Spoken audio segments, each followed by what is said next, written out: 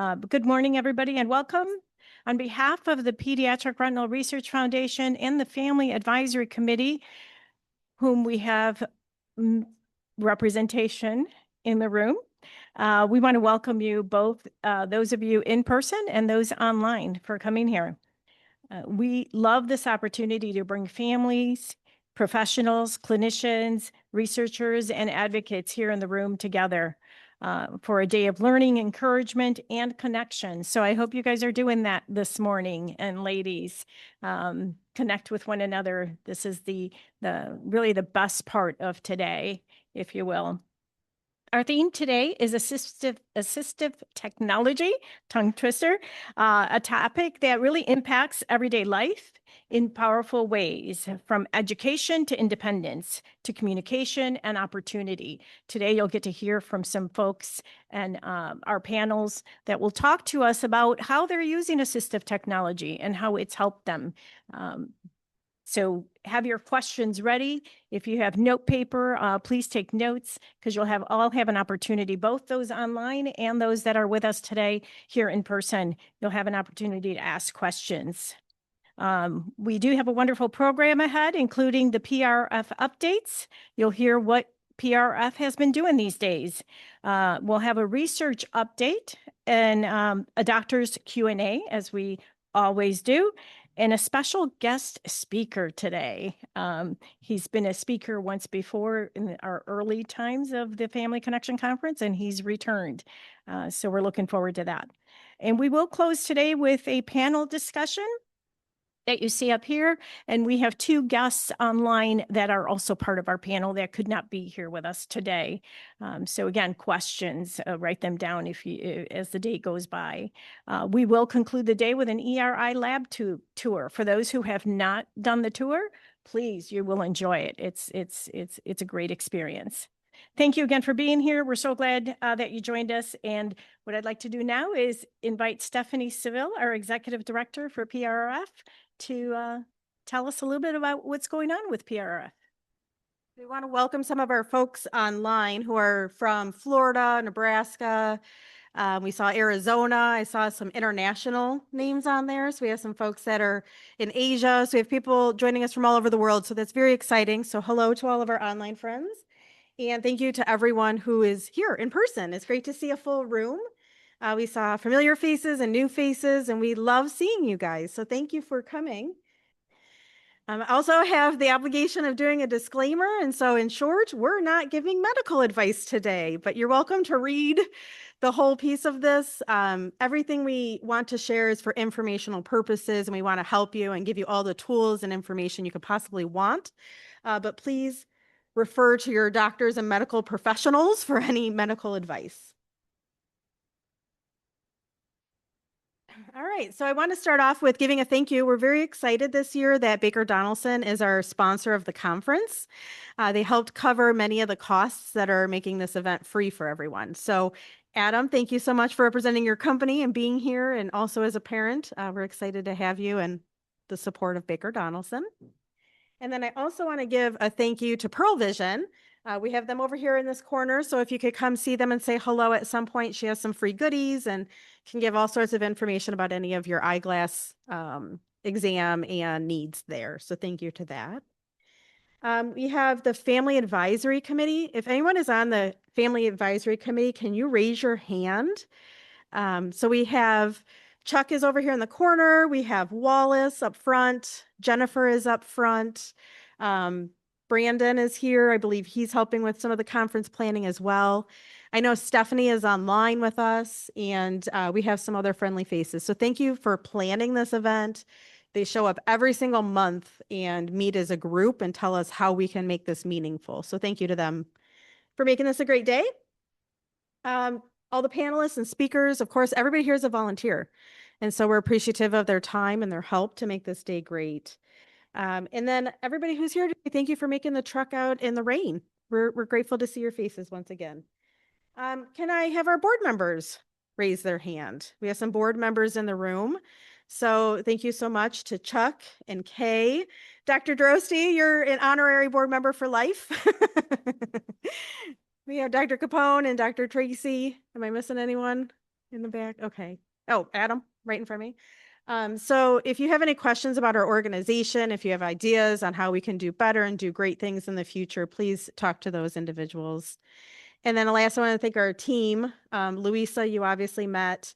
Heather said hello to you as she was walking and you're all coming into the building. Monica is here in person from Philadelphia. So many of you have heard her name. She's our fundraising lead. And then Annie is our marketing individual. She's in here from Brooklyn. So we're excited to have some folks come and meet you all in person. All right, so what has the organization been up to? We've been up to a lot in the past 12 months since we saw you last time. We renewed our pilot grants. So we offered about $65,000 in pilot grants last year, and we just renewed that opportunity. So what that does is allow us to give funding to researchers here at the Pediatric Retinal Research Lab so they can get some preliminary information that will set them up to apply for NIH federal funding and grants. Sometimes you have the chicken and egg situation. You can't apply without some proof that your concept might work. But to get the funding, to get the proof, sometimes isn't easy. And so we want to make that possible. So collect the initial data, prove your concept might work, and now you have some information that you can actually request funding to advance the science research that you're doing. So we're excited to do that again. We're also just approved funding for our super student programs, or not ours, but funding for OU's super student program. So we approved for 4 students to go through the program this year to work in the lab and work along a scientist who specializes in vision sciences. We just found out, thanks to Dr. Mitton, 2 of our the super student graduates are going into eye care. And so they've decided to make that their entire career. And it's because of all the hard work and exposure and opportunity that they had to vision science that made them decide to do that for their specialty, for their career. So that's very exciting. We know we're supporting the future doctors and researchers in the vision science world. We're also trying to figure out if we can fund a full-time researcher at some point. This is still very preliminary and I can't make any wild promises just yet, but we are looking into how we can continue to advance our investment in research and grow that and make that a bigger opportunity. And then, of course, we're continuing to follow the efforts of Retinova. So many of you know that we have worked alongside Caragen with their development of Norogen and trying to support them with funding. We're continuing to follow that path and that journey and hope that they have success commercializing that therapeutic treatment for the future. So a lot of cool things happening on the research front. And then on the community side, we're, again, continuing to expand all our services on our website. We're offering new information and resources. We're growing our Through Our Eyes podcast. So there's some really exciting episodes if you haven't listened lately. One of them is The Blind Kitchen, and Luisa put a bunch of materials here from The Blind Kitchen. It's a riveting episode. It talks about all of these really amazing tools that are available to help people independently cook. There's another great one where we had people making eye patches that were exciting and special and fun for individuals had to wear those. Dr. Capone was just featured on one of our episodes. So please check out the podcast because it's really fun, amazing, inspiring stories. We're in the process of creating a physician referral program to try to connect our doctors with patients and let people know that we're here and we're a resource for them. And then I'm excited that today we're announcing the launch of our Stronger Together mentorship program. So we want to match up people who are newly diagnosed with individuals that are further along in their journey. And so if you want to be a mentor or if you want to request a mentor, you can go to our website and there's a brief application you can fill out, and we will do our best to match up individuals and families. We know it can be lonely, it can be scary, it can be overwhelming, it can be confusing when you're going along this journey. And so if you can talk with somebody who's been in those shoes and is further along in their journey who can help you, we want to make those connections possible. So back on the table, we have some information and there's a QR code you can scan if you want to learn more about the mentorship program. And then we're also launching a community board. So Luisa had shared with us that there's a lot of people in the community that want to talk to one another. in an online space, but they want it to be private. You don't necessarily want Facebook and everybody on Facebook to know all of your personal information about your diagnosis. And so we're creating a private portal that people can log on to. It's online, it's not public facing. And so you can talk to one another and have those conversations without the whole world being able to see what your journey looks like. And then I'm also excited that we are figuring out what events and opportunities from an administrative perspective work best. So you'll know our walk was moved from the fall to tomorrow. So if you're all around tomorrow and want to come back to the university, we would love to see you at the walk. We're going to be at the rec center. But as we figure out this journey and what works, we want to hear from you. So talk to Monica and Annie and myself and Luisa and let us know. Do you like the events? What would you like to see? What works for timing? Give us your feedback because we're consistently trying to figure out what works best for you, because that's who we're here to serve. So now I want to call attention to the fact we are going to do a live Q&A with a couple of our doctors in the room. If you have questions, you can write them down on the note cards or the index cards that you have on your table. We'll collect those. And then if you're virtually with us, you can put them in the chat and we'll curate those. So start thinking about what questions that you might want to ask. And now I'm very excited to introduce Dr. Ken Mitton. He is an associate professor at Oakland University in the Eye Research Institute. He's been a long time partner of PRRF, and he's going to give you some research updates on what is happening in the ERI and ERC. Welcome, everybody. Thank you for allowing me and sometimes our students as well to attend your function here every year. Welcome to Oakland University's campus. The Eye Research Institute has been on this campus since the National Eye Institute has existed in Bethesda, and that's 1968. For those of you that might not know, the scientist that founded our institute, Everett Kinsey, is also the father who convinced a bunch of people to get the Congress of the United States to make the National Eye Institute, which has funded research, as you know, in this country for well over 50 years. And I feel fortunate to be able to be a scientist here.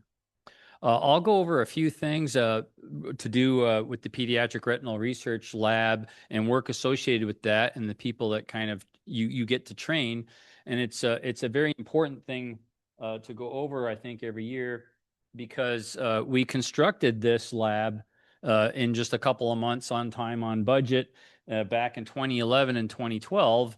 And it was only possible because of your organization and the donors who are so graciously supplying funding to these efforts. Back then, Michael Trese, Kim Drenser, Frank Giblin, our previous director of the ERI, Wendy Daly, who I work with daily, no pun intended, Tony Capone, and myself were kind of the team of people that planned and designed the lab and thought, what could we do with it? And its mission was to research questions that come from the clinic, that originate in the clinic, and then try to promote bench to bedside solutions. And of course, as many of you know, Kim Drenser and Dr. Capone and Dr. Trese and the current Dr. Trese as well, that's kind of a philosophy that the ARC clinic has always had as part of its practice, is solving problems, and they do that quite well.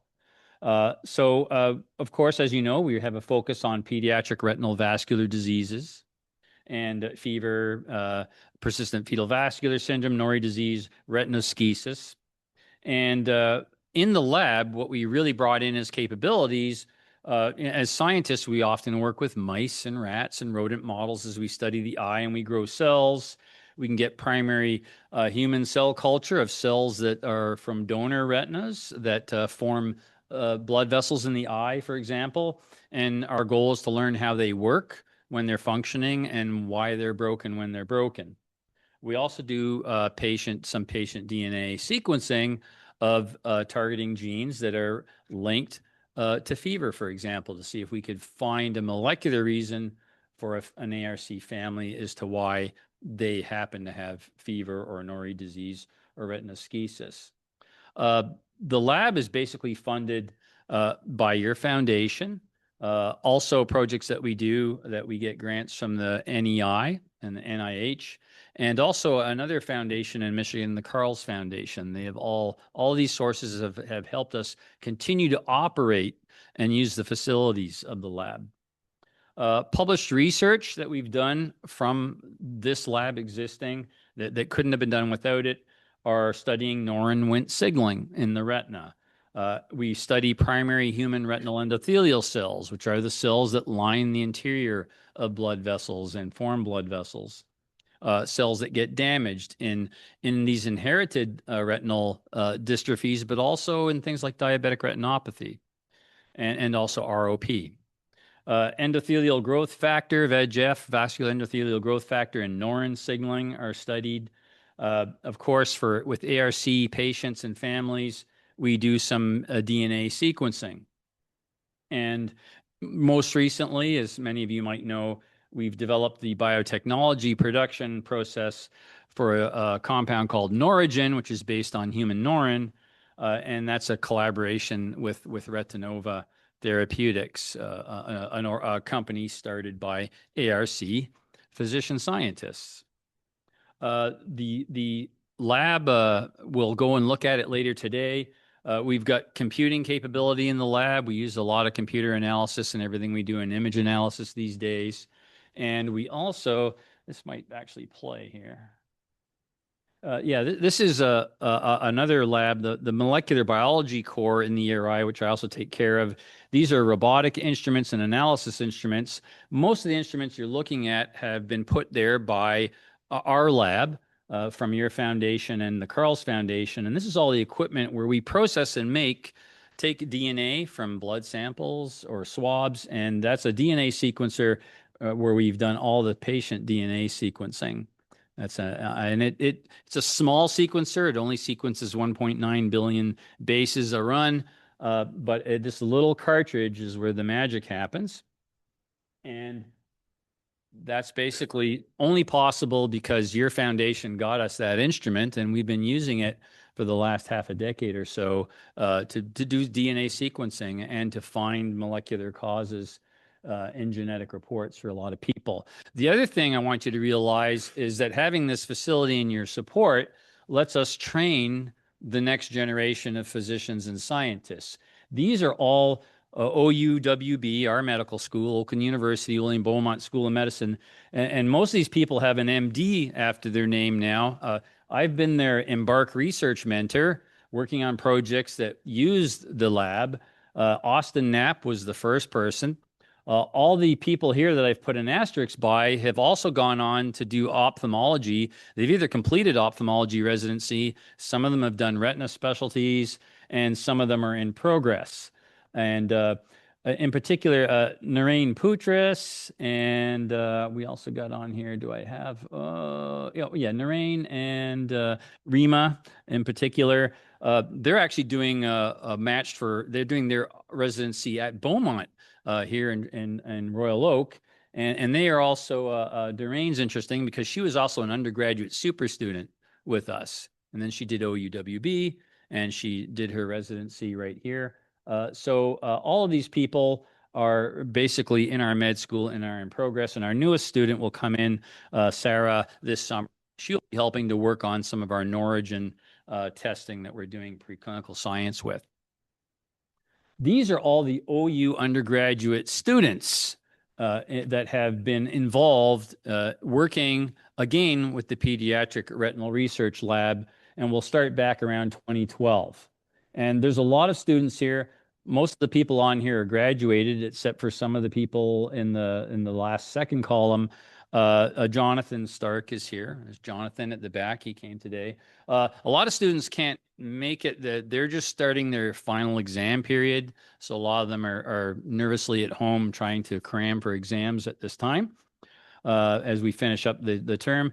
But all of these people have benefited from having this lab and working on projects that are also supported by you. That's a lot of students. Many of these students have gone on, Kevin, Trung, Paul, Brandon, Kirsten, I think Quentin, for sure, Megan, Boomy, Stephanie.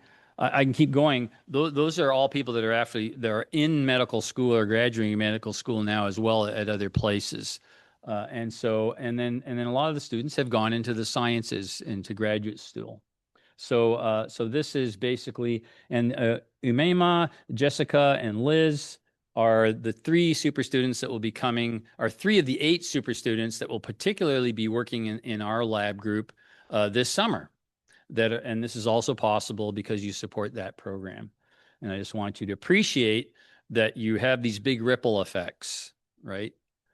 Maybe more than you expect, because our goal is to, I'm going to retire one day and I want to have a whole bunch of people to learn from me so they can keep doing it. And just like physicians want to train more physicians, same thing.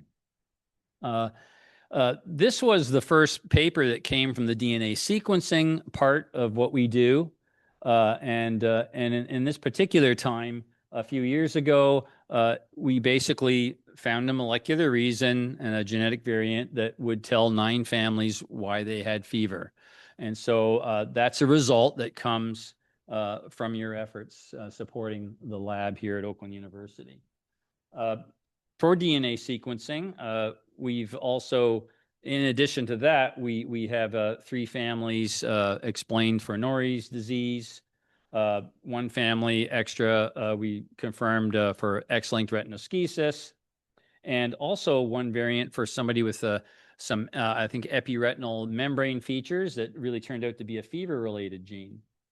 One thing we've done in the DNA sequencing more recently is we developed and tested a 30-gene panel. So we would test and try to sequence 8 genes linked to some of these diseases at first. Then we tried another method that expands to 30 genes. That was kind of tested to see if it would work last summer or 2024. And then in 2025, one of our medical students, we resequenced 12 people that we didn't get a definite explanation for from the first sequencing. And in this panel sequencing, doing that again, 6 of these 12 people we now have a reason for, and these genetic reports will be developed and provided to the ARC clinic, and that's worked well. And this particular 12 cohort resequencing study is an ARVO poster for our medical student Marcus Yaldo, who will be going to ARVO in a couple of weeks and presenting that at that research meeting. So that process continues. This is probably a little bit more recently new stuff that has to do with Norogen that Retinova develops. We started that by developing it within the lab, where I had to figure out how to make this protein in bacteria and refold it so it works properly. Through serendipity, when I first became a biochemist in Ottawa, Ontario, I worked on proteins and protein purification, and a lot of scientists don't necessarily start there anymore, but lo and behold, 35 years later or so, that information and skill set was useful because we solved how to make this in bacteria. And this is the paper that describes basically the development of that process, and we've published that to make Norin, a version of Norin, which is called Norogen. And that continues to be worked on and tested, as you know, by Dr. Drenser and Dr. Capone and Retinova Therapeutics. And so that research is also continuing and finishing up a little bit in the lab this summer as we test the compound now made at a large factory in Germany, made of a category of preparation that would be useful for human clinical trials. And so the goal of that group is to get to that point to bring that into testing in people as soon as possible. So that's all really, this is all stuff that only has happened because, in 2011, a bunch of people decided that maybe we could probably get a lab made to focus on these issues in the Eye Research Institute at Oakland University. And I like to be able to tell you about a decade later, a little over a decade later, that we do stuff with what you support us with, and we try to get the most out of your buck, the biggest bang for your buck that we can get. And I'm happy when we can show you time has flown, and it's amazing to see when people want to work together and do things. There's nothing much to stop you. Just go ahead and do it, I guess, is all I want to say. And thank you. That's all I want to tell you about. Don't want to take up too much of your time. Thank you very, very much. And I'm happy to work with everybody. So Norrin is a growth factor that is, of course, people that have classic Norrie disease, mostly males who have inherited a variant that isn't functioning. If you don't have functional Norrin, you have a very difficult time growing any retinal vasculature at all. And it just turns out that the endothelial cells that grow the vasculature in the human retina, they hear this Norrin factor as a growth factor. And because they have receptors to pick it up and grow with it, most of the other vasculature of your body doesn't need Norrin. So people first realized quickly, even before I got to the ERI in 2001, in the late, about 89, 90, they discovered Norrie disease. That was the gene and the protein. People immediately knew that this growth factor was essential to grow a retinal vasculature. You also need it to grow properly a cochlear vasculature in the ear. And so you could also lose hair cells and lose hearing if it's not functioning properly. So people knew what it was for. As research has gone on over the last 30 years or so, we've also discovered that once you have a retinal vasculature, Norrin is a growth factor that causes your blood-retinal barrier to be a really strong barrier. So you might have heard about the blood-brain barrier being a really strong barrier between the blood and the tissue. The retina has that too. They call it the blood-retina barrier. And it turns out that Norrin signaling causes that endothelium to become a high barrier as well. So we also know that we've learned that Norrin is really good for taking a damaged, weakened vascular barrier and helping to rebuild it. And that's a little bit of what we try to demonstrate with cell culture studies and in mouse studies with an oxygen-induced retinopathy model. And so long before I met Dr. Michael Trese, I think him and Kim and Dr. Capone had already thought, just Norrin thing, it's got to be useful. And they've always wanted to see that Norrin could be made as a protein therapeutic. And so that's what is now Norigen. And so what you do is I make it in bacteria. You use bacteria because if anybody's taking insulin, human insulin has been made in bacteria since about 1985. You can make a ton of protein in bacteria, and the bacteria make it for you, and it's really cheap. It's like brewing beer. Okay, really, it's as cheap as making beer, and so that's why insulin shouldn't be that expensive in 2026. But you get a lot of it, but it's not folded in the right shape and it doesn't work right. And so you have to have a protein chemist to kind of dissolve it up and get it to refold into the right format and then purify it well enough so that you don't have any toxic things in the bacteria. And then those proteins can be used as therapeutic drugs. And there's some growth hormones used in human medicine that are made in bacteria. Insulin's made in bacteria. And we thought it should be possible to make Norrin this way as well. And you can. And what's happened in the last couple of years is the Norigen, we call it, that we use in the lab now, I don't have to make it in little flasks anymore. Retinova has a pharmaceutical grade company developed making it in really big batches. And so now we get that material because as they go forward towards hopefully an FDA application to do clinical trials, they want a grade of material that would be typically used in humans, such as if you were getting insulin or human growth hormone or anything. So that's kind of the stage it's at now. So this is truly an example of we've taken something from the bench and it's out of the lab now. And so now Retinova gets to run with that, and I support them in any way I can. But now it's out there in that biotechnology development land with a lot of private investors that support it, and that's how most drugs and medicine come to be. 95% of them are an idea that comes out of an academic research lab, often discovered accidentally, but somebody realizes that has an application. And so the hope is that Norigen can be used to sort of shore up damaged, leaking retinal vasculature in several disease types that are both inherited and even diabetic retinopathy, and just to give physicians more options to really regenerate and repair something. A lot of the treatments that are available right now kind of stop the damage from getting worse, but they don't leave the retina with a condition where it can repair itself. And so Dr. Trese and Dr. Drenser and Dr. Capone have always wanted options to repair and to even regenerate something that was damaged when it comes to the retina vasculature. So that's the idea behind Norigen.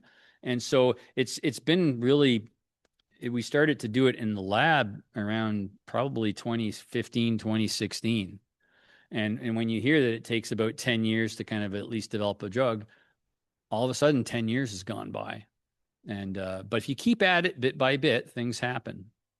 And so that's only possible because of your foundation too. So wouldn't have happened without you. There are groups that work on that all over the world because, as you know, when you have a condition, one of the inherited genetic conditions, a lot of people with LCA, they can have very different genes that give them the disease that looks all the same. And so there is one specific treatment for one form of LCA. And if you have a variant, which is the RPE65 protein, which is an enzyme that is not recycling your visual pigment, there's an off-the-shelf the first FDA-approved gene therapy drug is a viral delivery system to replace that gene in somebody's retina that's missing that enzyme activity. So if you have that form of LCA, and so that's why the human genetics field is very important, and it's why most of those medical students we showed you, they've been in the lab learning what I call applied human genetics with me. It's like, here's how you sequence people, here's how you do things, here's the limitations of technology. You have to find the reason, and you have to have you have to have enough scientific information to make the judgment call that, okay, that is the change that's causing that person's condition. If you feel that you know what that is, you need to understand why that protein is changed, and if it's why isn't it working. So different people with LCA, what they really need first is somebody to sequence and find out exactly which gene causes their condition. And then once that information is known, scientists and physicians can start to think, okay, what would we do to fix that situation? Because it could be tricky. One of the first genetic things I worked on at the Kellogg Eye Center was a version of retinitis pigmentosa that's now called RP27. It's a variant. If you have a dysfunctional transcription factor called NRL, a neural retina leucine zipper. It's got a funny name. You lose photoreceptors. But when we did the science to figure out why this variant was causing that disease, we found that the transcription factor, we thought maybe it wasn't working at all. And it's the transcription factor that turns on all the machinery in your rod photoreceptors to work. And a very critical transcription factor. We thought it would just be broken, wouldn't be working. But when we tested this variant, we found that it worked too well. It worked 10 times stronger than it should. And that taught us that the function of something in a cell has to be just in the right place. You got too little, cells die. Too much, cells die. It has to be in a sweet spot. And if we didn't know that, if you just said, oh, the variant is the NRL, let's just give them another NRL gene to replace the broken one, that would actually make these families in England go blind faster because they have too much NRL activity. Giving them more NRL is just going to give them even more. And so that's why in the lab, you want a particular family, a particular individual, you want individualized medicine. You want to know exactly what their molecular cause is, and you want to understand why, because the treatments will be varied and specific for that person. And that's the big challenge of genetic conditions. For joining us online, we've got up to 19 and they continue to join us. So how can we be sure in diagnosing How can we be sure in diagnosing fever? I assume, do we need to do genetics testing? Can you say that again? How can we be sure in diagnosing fever? Diagnosing fever. Mhm. Do we need genetics testing?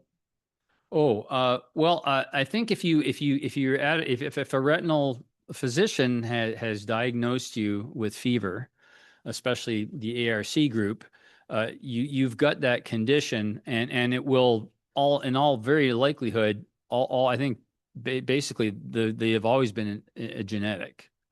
If they get identified as fever, and so there is a bunch of different genes that can be involved in that. And with one of our medical students who's just graduating this year, Vincent, we did actually recently a review article of all the genes that were kind of related to possibly cause that condition. So the only way to know is for literally to get those genes sequenced. 10 years ago, there was a handful of possibles. Now there's 12 or 13 that have been found. And maybe there's a couple of more. One thing they all have in common is they are all genes that encode a protein, which is required, very important for those cells that line and form the blood vessels, the retinal endothelial cells. They're all genes that are required for the Norn-Wnt signaling system. Other genes they require to divide or grow. Other genes that they require to make the barrier. So there's like these proteins that lock the cells together to make a tight barrier. So there's maybe close to 15 potentially different genes and proteins that can be responsible for any particular person's fever. And so that's why you want sequencing if you can get that done. And that's what we try to provide. Typical health insurance in the U.S. doesn't just pay for sequencing anything you want. And so the donations that we get to do sequencing, as you know, the ARC has sequenced people in different ways for decades now, and you never make the patient pay for that. It's kind of a research genetic sequencing. And so that's one thing that lets us sequence is we need the support to literally buy the reagents to do the sequencing. And so as long as we keep doing that, we try to do that. Yeah, certainly. Yeah. Well, the things that we've been publishing from our work, we try to put them and get them into journals that are also open source so that anybody in the world can get them. And I'd be happy to put together a collection of everything we have, things that are useful, and also some of the slides, like the slide deck that I've used today. The foundation can do whatever they want with it and share it with whoever they want. And if anybody has a particular question, I know you send questions to Dr. Trese or Capone or Drenser or me. We always do our best to take time and answer them, and we'd be happy to do that. Yeah. Yes. Yeah. Yeah. I could, when I see something that I think is maybe interesting, I can probably send it over, and they can, the PRRF can pop little notes in your newsletters. You can mention it in your podcast. That's a very good idea, and we should do that. Yeah, it's a good idea. We'll do that. All right, thank Put you, a Dr. big Vinton. L on my hand to remind me to do a list. Thank you. Oh, okay. Thank you.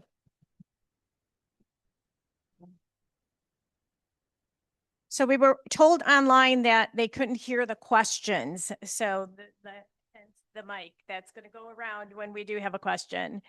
Well, hello, folks. It's wonderful to see everybody here. I'm Tony Capone, a pediatric retina specialist and the president of the foundation. And this is Matt Trese.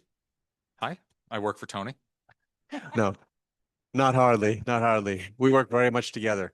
And welcome to the Q&A section. And we'll try to A the Qs here. And Luisa, I think, are we going to start with some of the folks who are online or try to go to the audience first? Yeah, that's a good question. So we do have one question online that I will start with, and then I do have questions that have come in from those who registered, and we'll go through some of those as well. And those of you in here in the audience and those online, just raise your hand if you have a question, and we'll entertain those as well. Okay. So let's start with Liz online says, is it normal for a young adult with fever to already have retinal tears? What are the best treatments, and are there any preventative procedures? Okay, that's 3 questions. Well, but she put it in one. All right. Actually, I'm gonna pick up off the tail of what Dr. Mitton was talking about, the question about genetic testing, and then we'll lead into this. We'll make it 4 questions. We have not yet identified all. There are folks who come in and they clearly have familial exudative vitreoretinopathy, acronym FEVR, right? On a clinical basis, unequivocally. But on genetic testing, not all of them will come back genetic positive, right? So that doesn't mean they don't have the condition. It does mean we haven't figured out all the genes yet, right?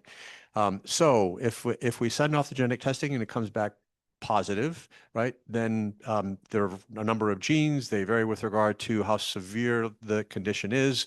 And we know then to go ahead and test other family members, right, because folks will want to know if they have siblings, if they carry the gene or if they don't, because you can have fever and have completely normal vision, right? So there's a range of how folks can be affected when they carry the gene. So not everyone who carries the gene has vision loss, right? So not uncommonly, for example, a child will come in and the parents aren't aware that they carry the gene because they're normally sighted, but it happens that the child was more severely affected by happenstance. Onto the question. The first one, I'll take the first one. I'm going to hand off to Matt for the other ones. It's kind of interesting, the question of fever and retinal tears. In fever, one of the classic features is that the retina doesn't form a normal kind of pattern of vessels in the retina.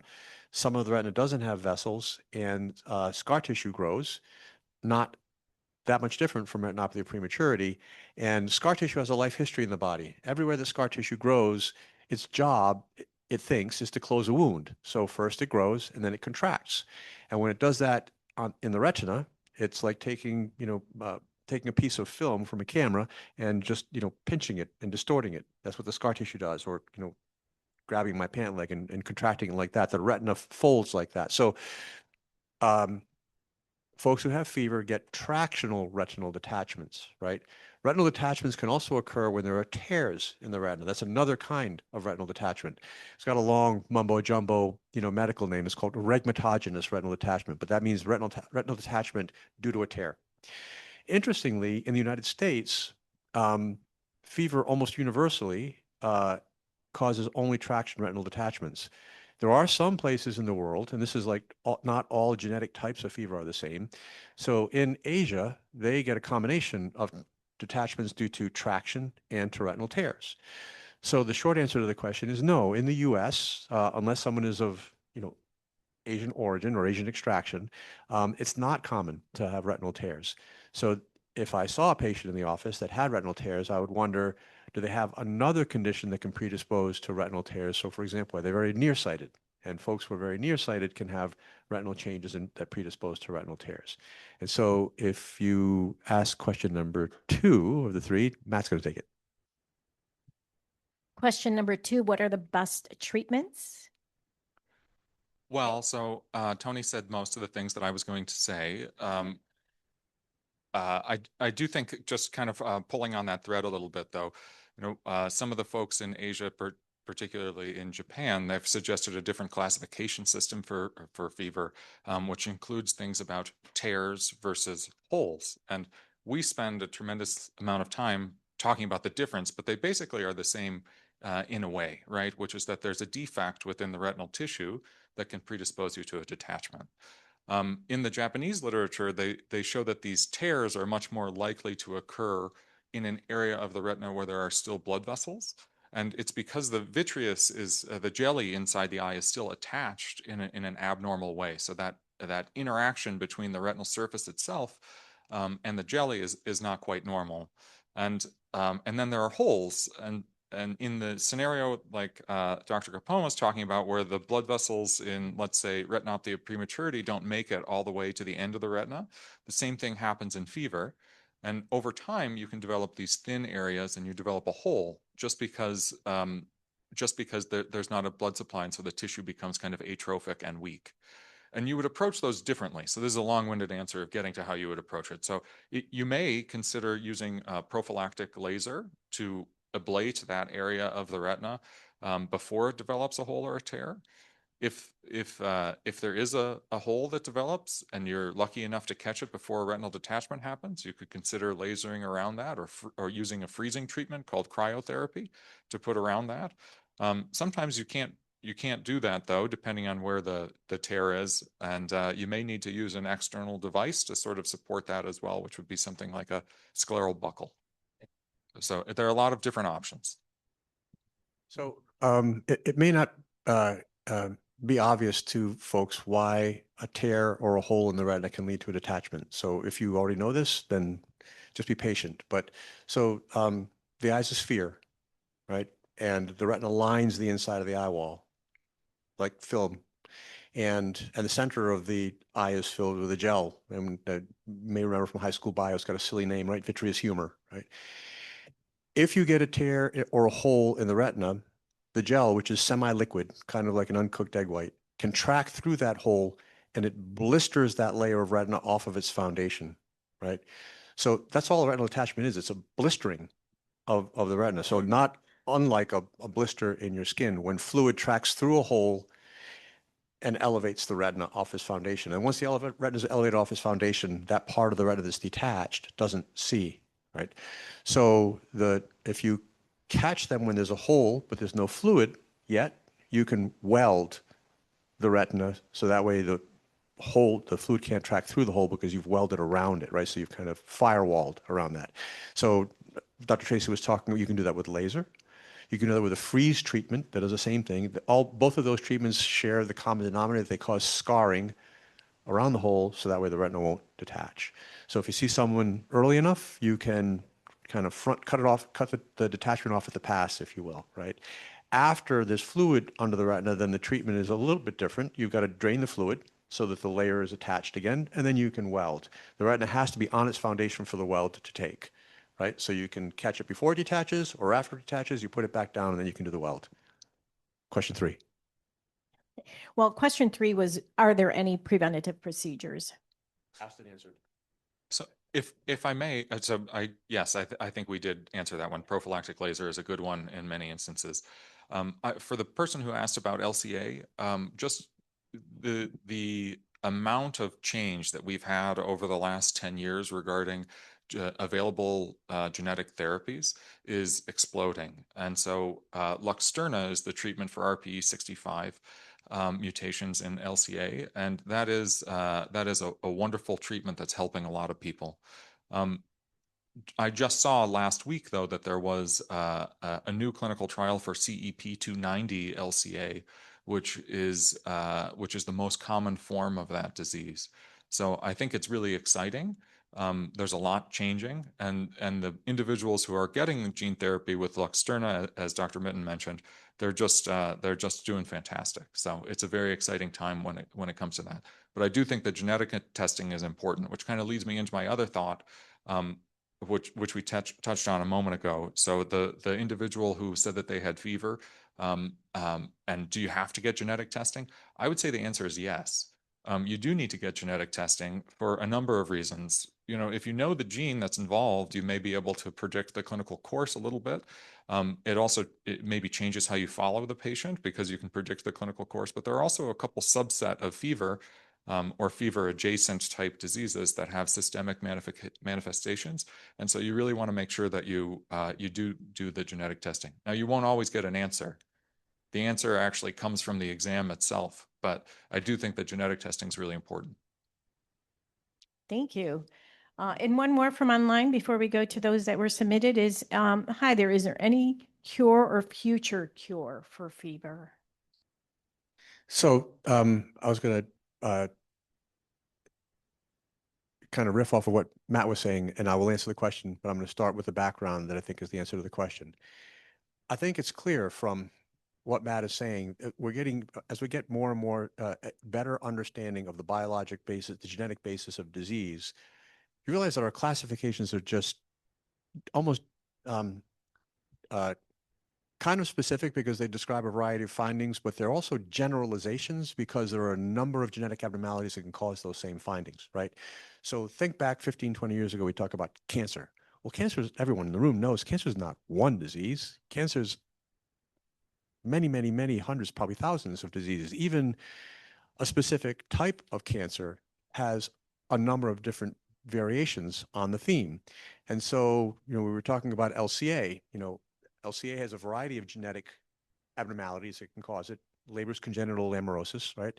And so they may share one or two features in common, right? Children are blind at birth, and the retina often looks remarkably normal, or it can have some minor pigmentary change. But then there may be many, many genetic mutations that cause those two features, right? We all call them the same thing, but they're all very, very different. And how you fix them is going to require, require a different genetic fix, right? So the beauty of the kind of where we are today, as opposed to 10 to 15 years ago with regard to genetic therapies, is that we've been able to identify the genetic basis of a lot more diseases, A. And B, we now have the technology to be able to make specific targeted therapies that'll fix that genetic defect. Great. Problem is the good news is it's personalized medicine, which kind of everybody is something that everybody thinks is a holy grail, and it is. But each cure is exceptionally expensive. It takes not millions or tens of millions, but hundreds of millions for any one of these therapies to make it to market. And now the cost is going to come down. We will also figure out ways to fix maybe multiple mutations with a single, therapy. But that's the background as we're talking about this.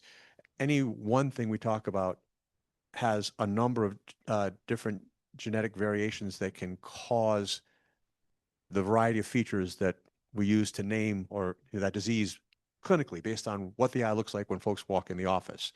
So that gets back to the cure for fever. There probably isn't at least in terms of how science is evolving now, going to be not or the cure for fever. There are going to, probably be a variety of different therapeutic options based on what the genetic basis is that has led to the eye having the clinical findings that we call fever. A long answer, but it really gives the depth to, I think, a lot of the questions, and I think helps folks understand how we talk about things, because you can tell that Matt and I have our own vocabulary, right? Every field has its own vocabulary, but we, part of the goal in the Q&A is to make the science accessible so that, the concepts aren't that hard to understand once you translate the language. Thank you. Another one, and then we'll go to the ones that were submitted. They keep popping up here online. My daughter, who is Asian, has been diagnosed with retinopathy of prematurity with a buckle. Can fever lead to that, or is it a different diagnosis totally? I'm curious if it comes from genetics, if it came from genetics. So the question, I confess, isn't entirely clear. Retinopathy, a buckle is how you may treat a certain phase of retinopathy of prematurity. So retinopathy with a buckle isn't a diagnosis, but I think the question is retinopathy of prematurity versus fever. So Matt, do you want to take that? I like this question because it talks about some of the history of ophthalmology too, which I always find interesting. So there was when fever was originally described in the 1960s, it was by Charles Scapins, and the term was that it was retinopathy of prematurity in a full-term infant. And so there are a lot of manifestations of that disease that look very similar. And so the question that the parent is asking there is a great question. Unfortunately, we're lacking a little bit of information regarding some of the risk factors for prematurity, which would help us kind of answer that, and things like family history as well. But a lot of times the diseases, especially in the early phases, they look very similar. Does that sort of answer it? Yeah, I think so. Yeah, thank you. And I just want to point out that, today's responses really are, responses for today in general, but we don't claim to offer medical advice. We encourage you to go to your medical team and those that are, that you're taking care of your child or children. But keep asking away. So we'll stay with fever. Some of the questions that were submitted was, does patching help when a fever-affected eye has very low vision? I would think that patching is huge. We rely very heavily on our pediatric ophthalmology colleagues to help guide us on that. There's a spectrum in terms of how much vision you're going to get back. I have a very, I'm incredibly lucky because I was able to train here as well. And so I was in the operating room with Dr. Capone on many occasions, and he would have me look at an eye and he'd say, how well do you think they can see? And I'd look in there and the eye looked very distorted and sort of, not the average. And I'd be like, I don't know, can maybe they see light or a hand moving or something like that? And he would say, oh no, they're 2100, 2200. And so, that is in some cases because the parents were patching and really made that eye work out, so to speak, so that they could get the best possible vision. So I'm a big fan of patching. I'm thinking we should hand the microphone to Dr. Drosty. Do you want to answer this question, Pat? Yeah, if you would, I'll bring it to you. Here you go. I'm really glad whoever it was asked that question, because it is very important. And I agree totally with what Dr. Matt said. But the thing that's not real clear is, how long do you patch? And a lot of times these children, you patch their eye and they really go ballistic and they're upset and so on and so forth. And to tell a mother of a child like that, you patch the child half a day or 5 hours, that's not realistic. So you put the patch on them in the office, and you just put the patch on, you see how the child responds. And you move things around, you keep them distracted. And then all of a sudden, they start engaging. And that fear factor subsides when they see they can see. So the amount of patching is dependent on the child. And so I usually start maybe 20 minutes, 30 minutes. And I try them in the office because I don't want to send them home with something that's impossible, but I have an idea that they can handle it. And then every time you patch, you're turning those retinal neurons and neurologic neurons back on that were turned off from the detachment or the fever or whatever. So that's my approach. Before you give that up, a question just popped up. Up until when or what age does the patching work? Oh, no, that's a huge myth. I want to really tell you that that's a myth. It works at all ages.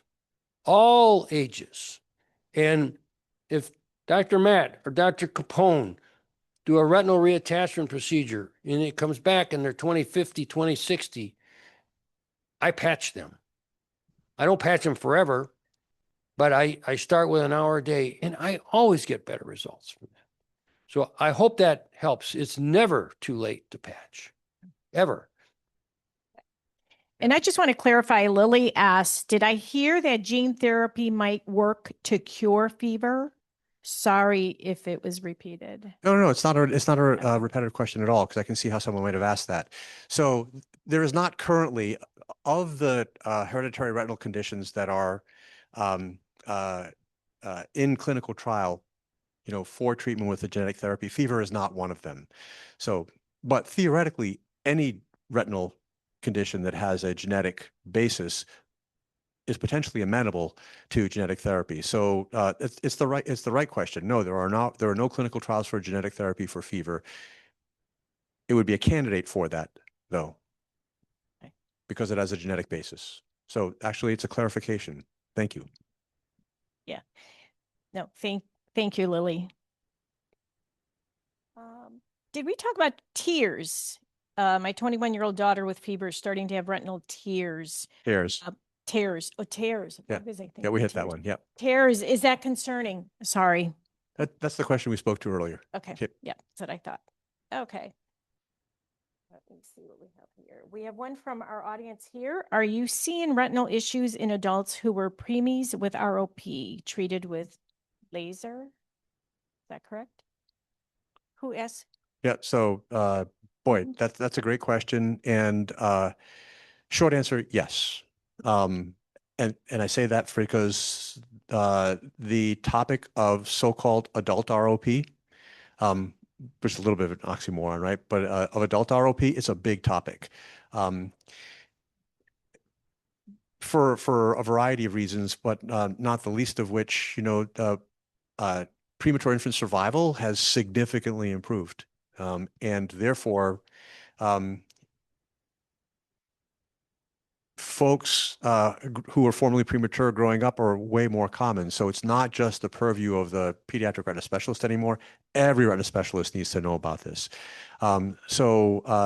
Yes, folks who have retinopathy of prematurity in infancy that is effectively treated as they grow, basically they become, the folks that we end up as retina specialists follow for life because they can have problems either from scar tissue or from developing holes or tears in the retina, or the blood vessels can become active again and start to leak fluid or lipid that can get into the center of vision and negatively impact vision in that regard. So yes, adult ROP is a big thing. And again, the kids now, our neonatology colleagues have just done a tremendous job. The amount of ROP that we see now compared to 10, 15 years ago has remarkably diminished. So they're able to keep the infants alive. But in the past, there was still a lot of what we call in our jargon, prematurity-related morbidity, meaning the pulmonary the lung problems, the eye problems, et cetera, et cetera. Now the infants are being kept alive and the amount of morbidity has really diminished. So our neonatology colleagues, total respect. Matt?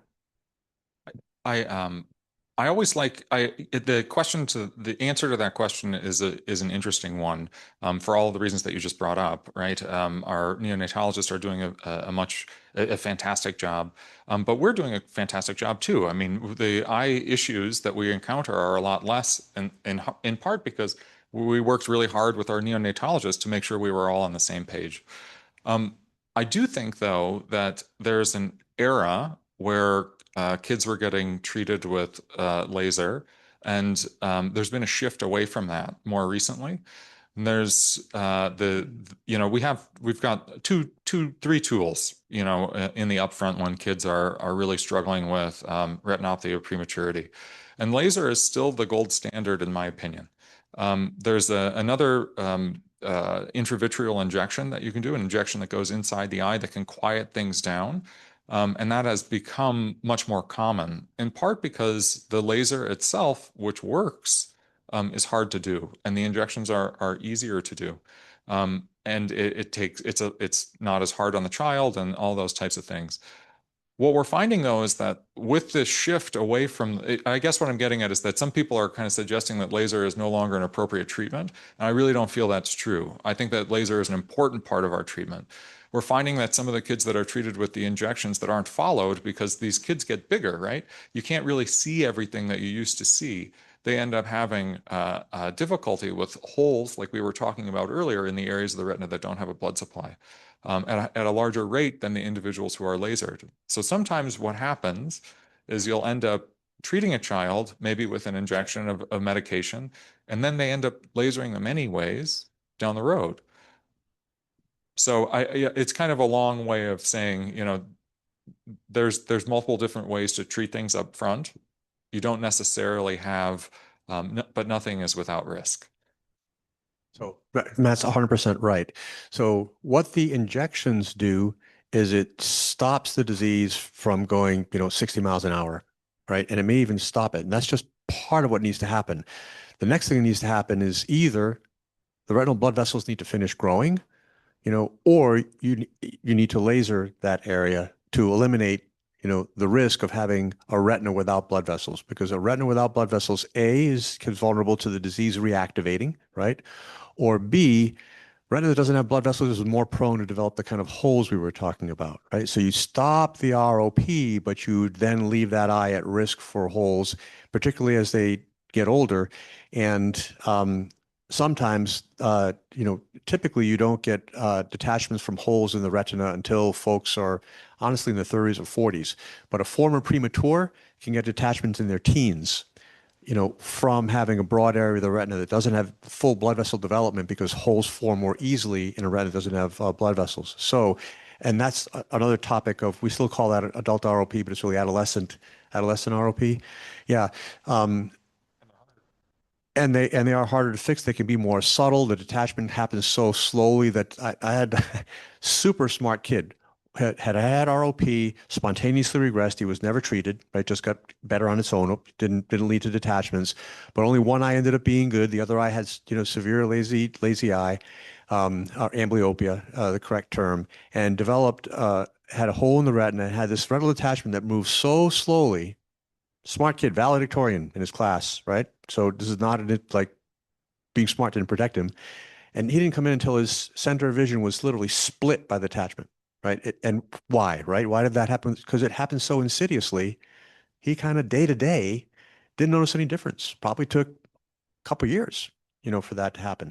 So there's still very, very serious consequences from ROP that can happen throughout life. That's why we follow them for life. And yes, you get less nearsightedness with the treatment with injections. One of the consequences of doing the laser or the freeze is the eye ends up a little bit more nearsighted. But for me, when I say that word in block letters, underlined is the word sighted. Near, far, as long as that child is sighted, everything else can be addressed. So we took a sidebar there, but. Thank you. That's all right. Here's a question. Could I take part in a clinical study and is it safe? Could you maybe talk about how families should think about clinical trials? Yeah, this is a great topic, and I'm sure Matt will have more to say as well. So let's talk a little bit briefly high level. So clinical trials are done in 3 phases, right? Phase 1, phase 2, phase 3. Phase 1 is the safety phase. In a way, well, absolutely, the most important thing is safety. Kind of in a way, you don't so much care about whether or not the drug works, because safety is the mission of the phase 1 clinical trial.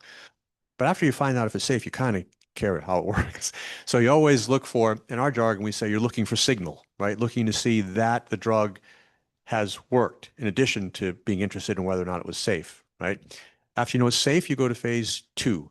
And then typically you're trying a range of doses that may be effective in a slightly larger population, right? And then now, since it's a larger population, that'll be further evidence that it's safe because some, side effects, we'll call them adverse consequences in my jargon, side effects may only happen 1 in 200. So if you only did a phase 1 trial with 20 folks, you may not catch that 1 in 200 side effect, right? So you increase the number of folks in the trial and you start to give the range of doses that are kind of at the top and the bottom of where you think you might find the final drug to be effective. And then if it's safe, and now if you have an effect in phase 2, then you go to phase 3, kind of hone in on the 1, maybe 2 doses, much bigger population.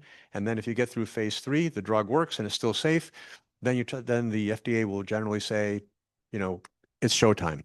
We also talk about a phase 4 trial, and phase 4 for us is how does that drug work once it gets in the wild, i.e., after it's out of the clinical trial, which has really strict guardrails, what the vision is, what the patient has to have to get in the trial, what they can't have to get in the trial, et cetera, et cetera. Then we're interested in how things go when the drug is actually being used by physicians in day-to-day care of folks. So for those of you who didn't know the phases of clinical trial, I thought that might be instructive. So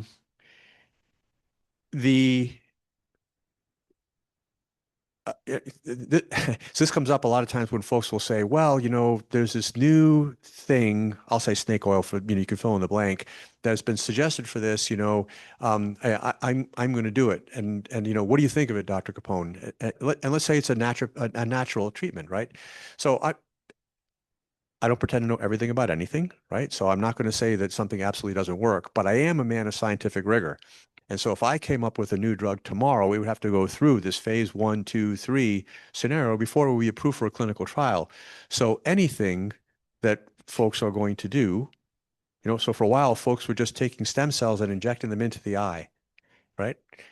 That didn't turn out well for the patients for whom that was done, right? But that wasn't done within the confines of a clinical trial, and bad things can happen. So clinical trials are specifically designed to ensure the safety of the patient. That's the most important thing. Whether the drug that is being tested works is secondary. Safety is job one. So my short answer is, and I don't usually give short answers, as you can tell. My short answer is yes, clinical trials, are safe, or if there are risks, they are fully disclosed on the front end, right? So another sidebar, a new cancer therapy, the drug may have some risks to it, but then that's a risk benefit calculus, right? Because the problem that you're treating, probably has greater risks than the treatment being suggested. Yeah. Matt, anything? Yeah, so I think that that idea of so you beautifully went through the clinical trials. The decision to decide to participate in a clinical trial is an interesting one, though. And I have many patients who say, hey, you know what, this eye doesn't work very well. You can just take it and do whatever you want to it, right? And we can't do that. That's not within the confines of the clinical trial. It's not safe. It's not how we want to do it. But if that person, for example, is seeing well out of their other eye, they have a lot to lose there too, right? So I bring that up because the way that we design the clinical trials and think about designing clinical trials is for the patient safety. And so it may seem like it's a very slow process, and even though you would love to participate in a clinical trial, you really have to hit certain metrics in order to be included. And if you're interested in it, talking with your doctor about it is the way to go. Thank you. We have a question from here, our audience. We have 3 generations with best one disease, all exhibited vision loss at different ages. Our son at 5 years old. Is it totally random how it presents? Number 1. And 2, are there best clinical trials with any success? We have 3 generations with, who asked that question? If you don't mind. Here. You ask. You probably could do a better job than me. That's pretty clear. Okay. Yeah, I think we got it. Hi. My husband is the middle generation with best one, and our son Sam, who's the one you can hear yelling in the other room. He's a patient of Dr. Drenzer's, and then Darren's mom also has it. Sam, from what Dr. Drenzer has explained, was very young, and he is at the point where he does get Lucentis shots, and was just wondering because then Darren has very little at vision loss, and Dr. Drenzer says that his is kind of wacky, as she says, and then his mom was diagnosed in her 20s. So I just, it seems so random, and I'm sure many of these are, or maybe it's not, and I missed something, but then also looking at what, it's hard to find if there's any clinical trial. I know there's some potential gene therapies, but just wanted to know from another eye disease, what your thoughts were. Thank you. Yeah, thank you for being here, and thank you for the question. I also, I'm going to tease Dr. Drenzer for using the term wacky. Best disease is a autosomal dominant, so it makes sense that it would be in every generation. And then for the rest of the group here, you may already know this, but oftentimes we think of it as having a couple different phases. In Best disease, when you look in there, it almost looks like there's a yolk in the center, right in the middle of the vision. And over time, that yolk will sometimes, we call it scramble, right? Because it looks like an egg, and then it scrambles, and then it will sometimes collapse or leave an area of lucency underneath the retina. When that happens, it can predispose you to developing these new bad blood vessels that end up growing underneath the retina, which some patients require injections for. It's a one gene. It's the best one gene that causes Best disease. But going back to what we said before, we think about a mutation as just, when we classically learn about mutations, maybe you think about a point mutation where you have one one change to that gene, but in reality, maybe you got 3 of them, or maybe you got 10 of them, or whatever it happens to be, and that can result in different manifestations of the disease. So there's a genotype, the gene, and then there's a phenotype, and if you have, it makes sense that if you have a more severe genetic mutation, you can end up with a more severe disease. Does that make sense? Yeah. Okay. Anything? Yep. So Matt, meandering onto a topic, I'm going to put you guys, this is a little mini medical school today. Another medical term I'm going to use is we talk about, so these, in a given family, we talked about different genes with for a given disease can impact with varying severity, right? But when we know it's the same gene in the same family over and over again, right? It's a bit of a mystery why they don't all look alike, right? And this happens in fever as well. Patients can be totally normal sighted. They won't have any blood vessels in the periphery, but their macula, center of vision, is totally normal. And then their child may end up with complex retinal detachment in both eyes. So there's a concept of phenotypic variability, right? And that's basically what Matt was alluding to. And that is that the same gene can have phenotype genotype is what the genetic issue is, right? Phenotype is how it manifests itself, what it looks like, right? So why would the same gene look differently? Well, we know that it can happen. What we don't really know is the why. I'll just share with you my way of thinking, and I'm not sure that it's right. But we see this in a number of other diseases, and that is that none of our genes live in isolation in our body, right? And so the likelihood, in my opinion, is high that apart from the kind of thing that Matt's talking about, like in some folks, the egg may scramble just or scotch away from the center of vision, another person right in the middle. That's not really phenotypic variability. That's like luck almost, right? 50 microns isn't really phenotypic variability, but a total detachment, no detachment at all, that's meaningful phenotypic variability. So my notion of it is that there are many gene interactions. And the same way we haven't identified all the genes, for example, that cause fever, we are nowhere near. We still tend to think in a one gene, one disease kind of way. I guarantee you that's as overly simplistic as thinking cancer is one disease or fever is, or RP is one disease, right? Now you heard several conversations, RP 65, with all of these, different subtypes of RP. I think phenotypic variability is likely genetic, interactions that we are not sophisticated enough yet to completely understand.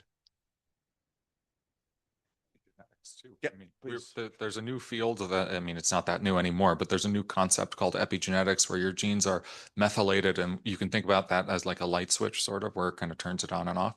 And so we are still learning a ton about that. So you could have different epigenetics associated with the best mutation, which would result in a different sort of clinical phenotype or the way that it looks. But it's a great question. I think that was a long way of saying we don't really know the answer. I could answer that. Do you know of any going on or any? So, admittedly, not my specific wheelhouse. Now within pediatric retina, which is already a sub specialty, right? Because retina subspecialty of ophthalmology, there are some pediatric retina specialists who are specializing in genetic therapies, right? So I am aware of at least, this will give you a chance to maybe get online. At Cincinnati Eye Institute, Robert Sisk is engaged in a clinical trial for genetic treatment of Best disease. And feel free to use my name if you decide to go down.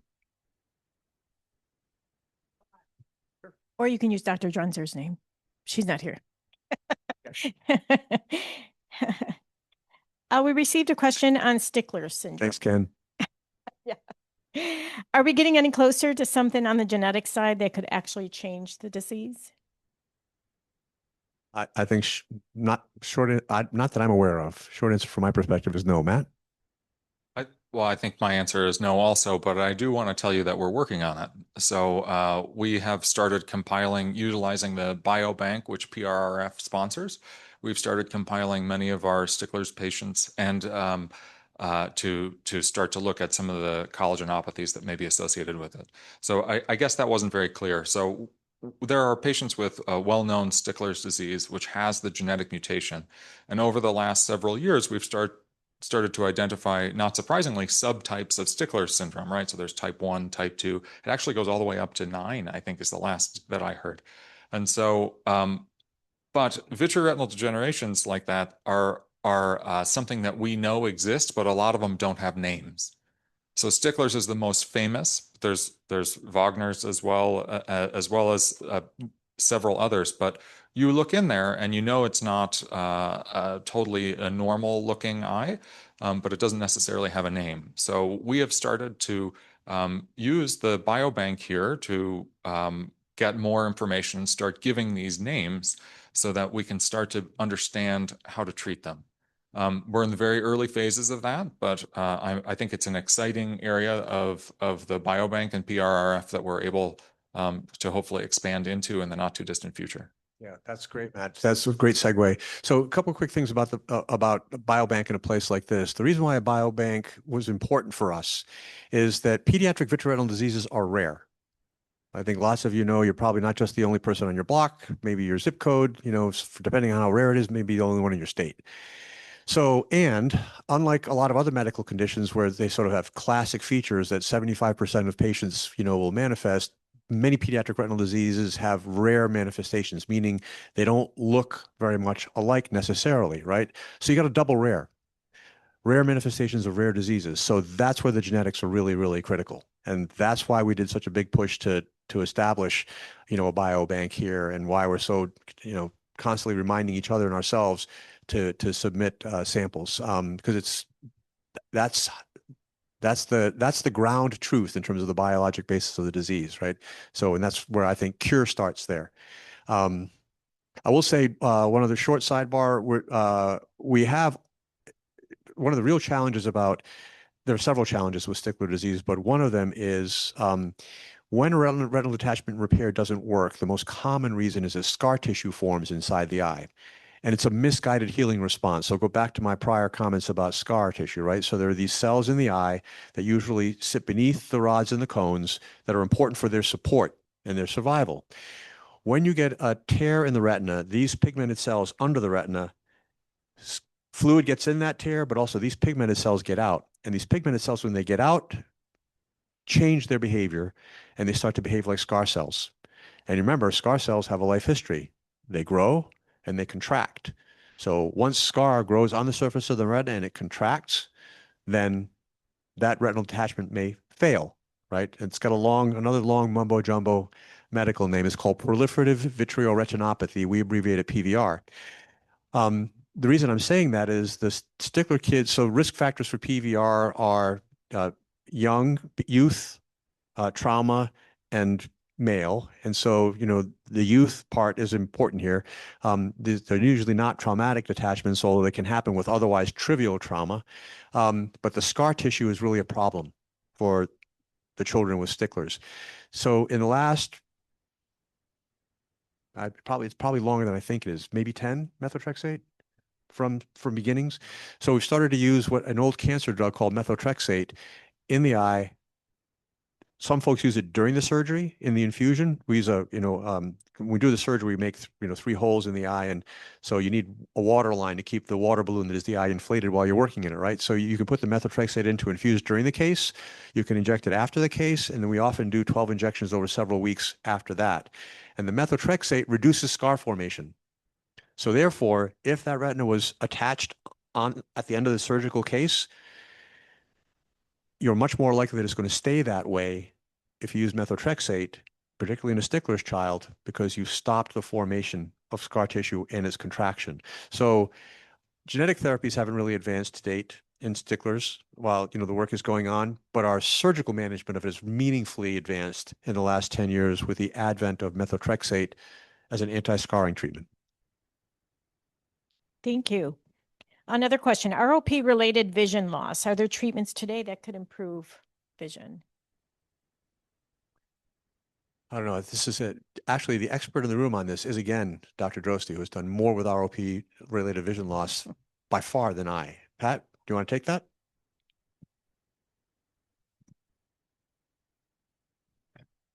How I got involved with this group 40 years ago, as I was at William Bowman, I was working with Dr. Trese. I was in charge of the clinic at that time. And doctor was doing a lot of very sophisticated, I mean, not previously performed type retinal procedures to save the retinas of these babies. And most of the time it involved removing the crystalline lens to reattach the retina. So we would see him in clinic, and I remember sitting right next to him one time, and he said, "Well, Pat, the retina's on. Now it's your job to make the child see. Make child see." And there is how it all started. And there are variable degrees of vision in these children, as you know. But one thing we've learned from the RPE65 gene, the Luxturna gene, gene therapy, is that the answer isn't all in functional, visual acuity. It isn't the 20/20 number or the 10/20 number. It's how do they see? How do they go from here to there? How do they go out that door or in that door? And they develop what they called a maze. So the children that got the RPE65 Luxturna in that clinical trial, they didn't just measure their vision, they made them negotiate the maze. And those children that got the treatment could negotiate that maze much faster than the ones that didn't. And that's why Dr. Trese says it's been a great success, because these people are now functional. In ROP, the same thing. We could never all get the vision, but we wanted them to function. So we developed the visual function battery to assess that, and glasses and patching, and glasses and patching. And when the eyes get crooked, we straighten them, because crooked eyes that are straight or have a common motor alignment have a much better symbiosis, so to speak, with the brain than when they're skewed. So that's it. Glasses, patching, glasses and patching, and strabismus surgery. Did I answer that question? I hope. Before you give that up, because this might be for you as well, we received a few questions around prostheses. I don't know who that might be, or if any of you.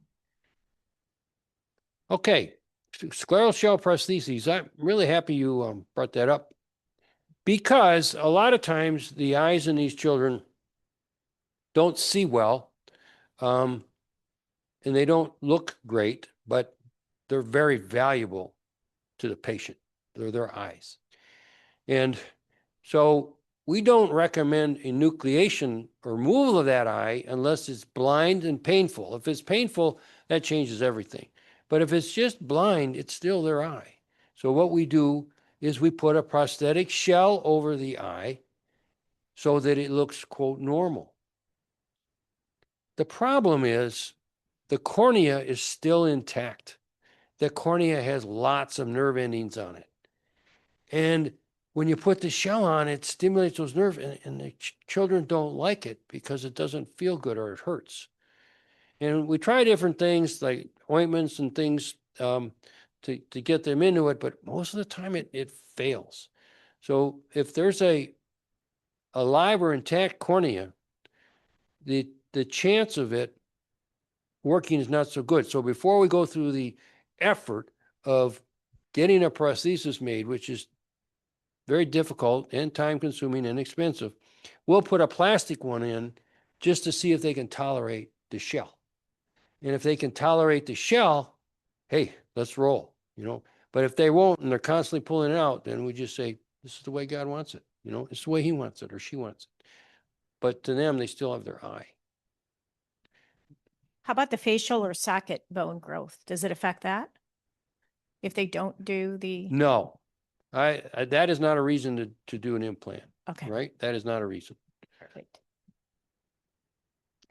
Thank you, Pat. So for a little history lesson here. So, Dr. Trese is well recognized for being a surgical innovator. Not as well recognized is what Pat just shared with you. After we put the retina, reattach the retina, it really falls to the parents and the pediatric ophthalmologist to do everything they can to optimize the vision that we get from that procedure.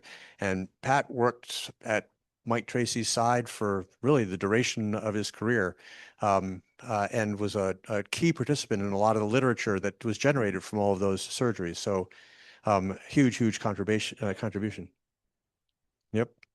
On this, the spirit of the scleral shell question, there is a literature on using scleral shells to help the socket grow. So the eyeball has a relationship with the tissues around it, right? Behind the eye sits in a socket which is shaped like an ice cream cone, and the back part of that cone is filled with fat. And so the eyeball and muscles and arteries and nerves, but largely for the purposes of aesthetics, the fat. And so the eyeball, the fat, and then the bony socket all have a relationship together. And so when a child, an infant, for example, has something that compromises the growth of the eye, then commonly there'll also be a difference in the growth of the socket. As they get older, the difference is less apparent. But that's all the pictures of little babies where their eyes look huge. It's because the proportion of the eye to the face is much different in infancy than it is in adulthood. So they tend to outgrow, if you will, the minor deformity of that. But there is a school of using conformers to improve the growth, because you can use expanding conformers to make the socket grow more fully. The spirit of that question, because I read the rest of it, is, and so if the socket grows more fully, is that better somehow in terms of visual prognosis, or is the socket more amenable to a whole eye transplant or things of that nature? There is no functional impact on vision of that. It's an aesthetic, and I'm not trivializing the aesthetics; they're important. But from a vision function perspective, there's no advantage to socket expansion. Matt. I also was able to read those questions, and I think that there's a couple other things to consider here too. So I fully agree with Dr. Droste. We oftentimes work very hard to get some vision in the eyes, and to cover it up with a prosthesis is, it's not good for anybody.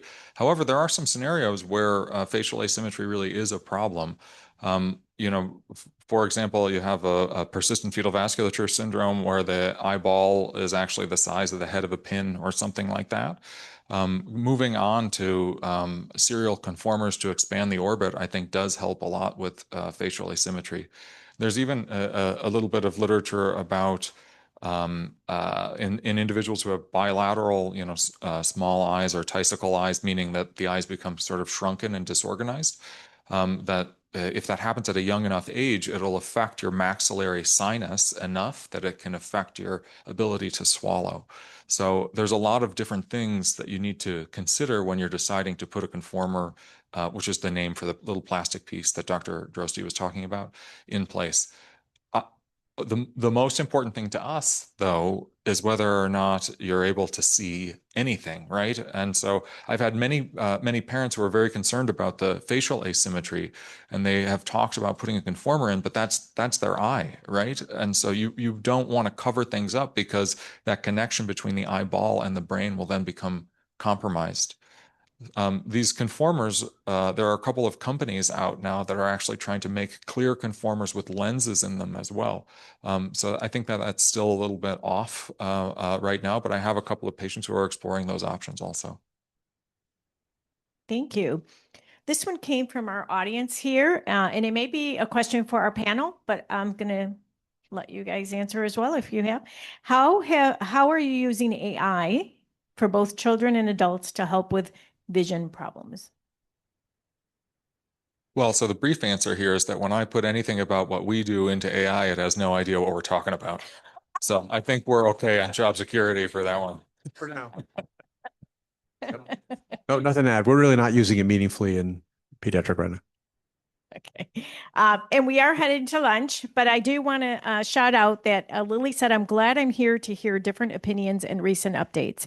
Our doctor is great, but this is fantastic with questions from others that I hadn't considered. My 8-year-old son will start patching. On that note, there is a podcast on patching.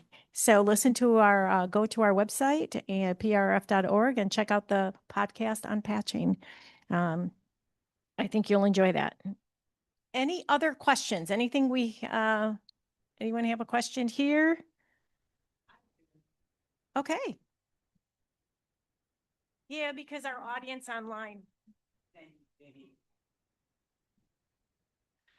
This is absolutely fantastic, but I come from blindness. And so as I'm listening, and the goal is to get the patient to see, and my world is to get that person to function. So how do you, when you're working with your patient, when do you know it's time to say it's about functioning and not necessarily visually? So I'll give my answer. I'm sure Matt has his own. For me, it's always about function, and visual function is just one aspect. And obviously, as vision declines, one doesn't have to go all the way to blindness before there are function challenges. So it's part of the spectrum, and for me, it's included in what I do routinely. Matt, I know Matt has a specific interest in that end of the spectrum. In part because I work with Charlene on this topic quite a bit. It's a really hard question, actually. And it's a hard question because people need to be ready, as we've talked about many times. So when we work really, really hard to get you seeing as best that we can. And sometimes that means you're seeing light, and sometimes it means you can see a hand, or sometimes you're able to drive a car or read, and those are wonderful scenarios.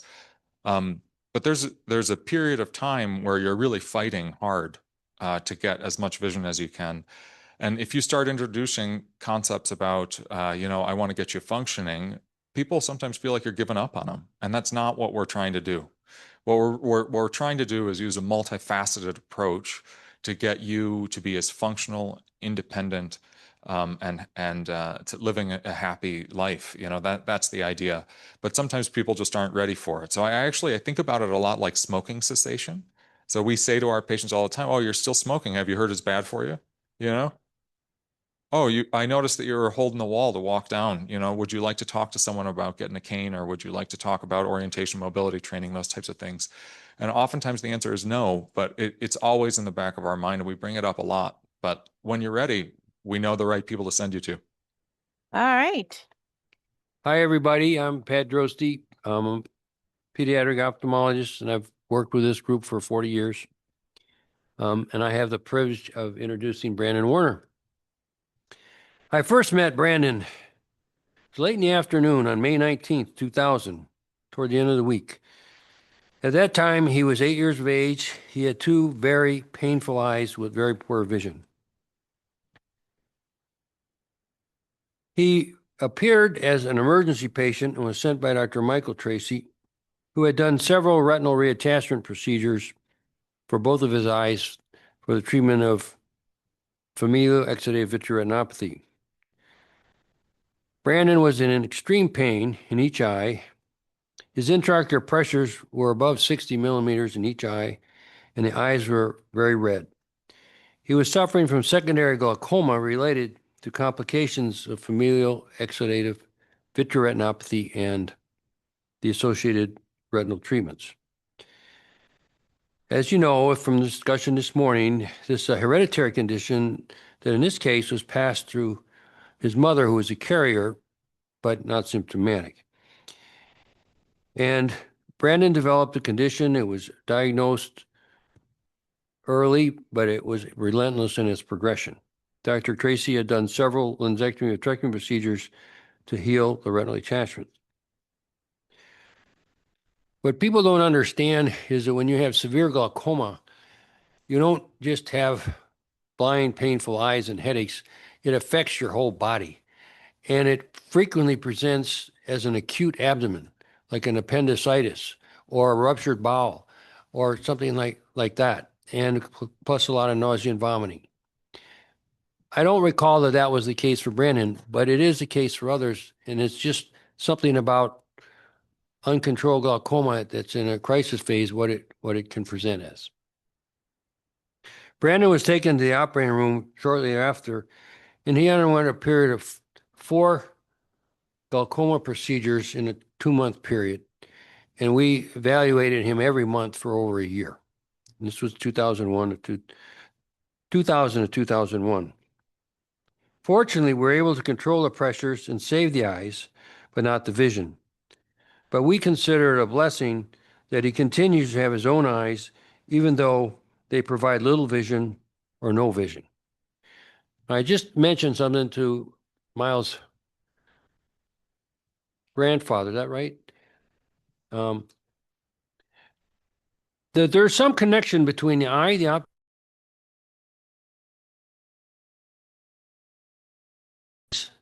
don't see. There's a thing called extra visual perception, meaning your eyes help you see what's around you, your ears help coordinate that, and there's a synkinesis between the other cranial nerves, mainly particularly hearing and proprioception, and vision, that is maintained if the eyes are still kept in place. If the eyes are removed, that's circuits interrupted, and then you totally use your extra visual perception. So I consider it a blessing that he still has his eyes. That was the beginning of Brandon's journey with us. He was always energetic. He loved to talk to people. He's a great socializer, and he loves to listen to stories. In 2001, about 1 year after I first met him, he and his mother and a Kalamazoo family and the David O'Hare from Kalamazoo, they're from Kalamazoo, and David O'Hare Foundation, we wrote a grant for the development of the Visually Impaired Sports and Activities Center, which they were involved with for all 19 years that it took place. The Visual Impaired Sports Activity Center was an opportunity for visually impaired children to meet other visually impaired children, and most importantly, for the parents to interact with each other, find out what's the best way of educating, what's the best way of keeping them busy, what's the best way of keeping them safe. It was very productive, and we attracted children from all parts of the state and even some from Ohio.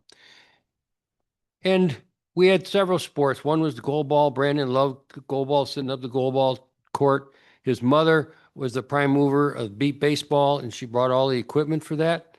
Every year she bring that equipment in. And the beep baseball is a beeping ball and beeping bases. The ball is thrown to them, and they do hit. They hit the ball off a tee, and then they run. And they go around, and they don't have 3 full bases.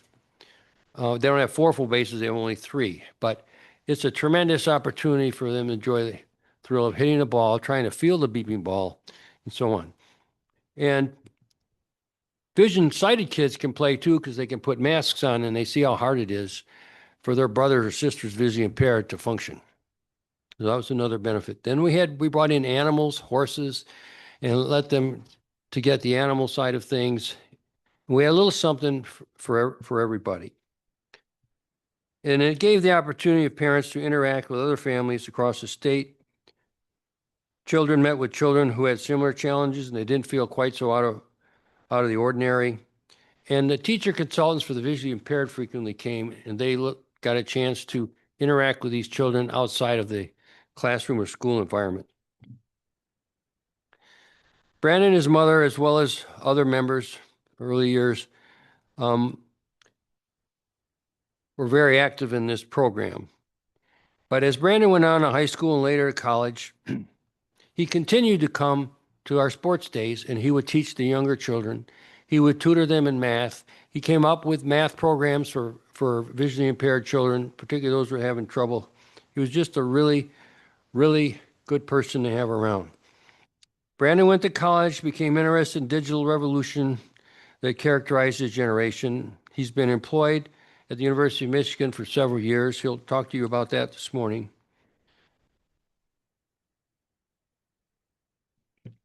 And most importantly, Brandon helped us start our podcast, Seeing Through Eyes podcast. He was, I think, our first person, and we had 2 other people that worked with him that were visually impaired. And to listen to these 3 of them talk, and I used to call it jamming, about what devices were working, what wasn't, it was just an eye-opening experience. So, ladies and gentlemen, it's a tremendous pleasure to introduce Brandon Werner. Thank you so much, Dr. Droste. I think I'm both scared and honored that my doctor knows more about me. Also, I think this is the title slide, so my contact information should be here. Feel free to reach out to me. One thing I'd like to say, a few things that aren't on this slide.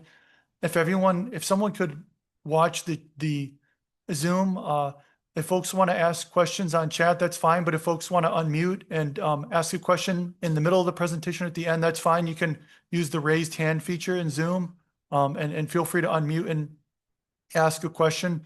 I really want to make sure that folks have their questions answered here today. Also, I'll just talk a little bit about what I do at the University of Michigan before I go into my next slide. I'll say I'm not here representing the University of Michigan today. I'm here representing myself, but my job at the university, I think, represents to what we're doing here today. I've got a few different roles, but the one that relates to what we're doing today is that I teach assistive technology to students at the University of Michigan. That's part of my role.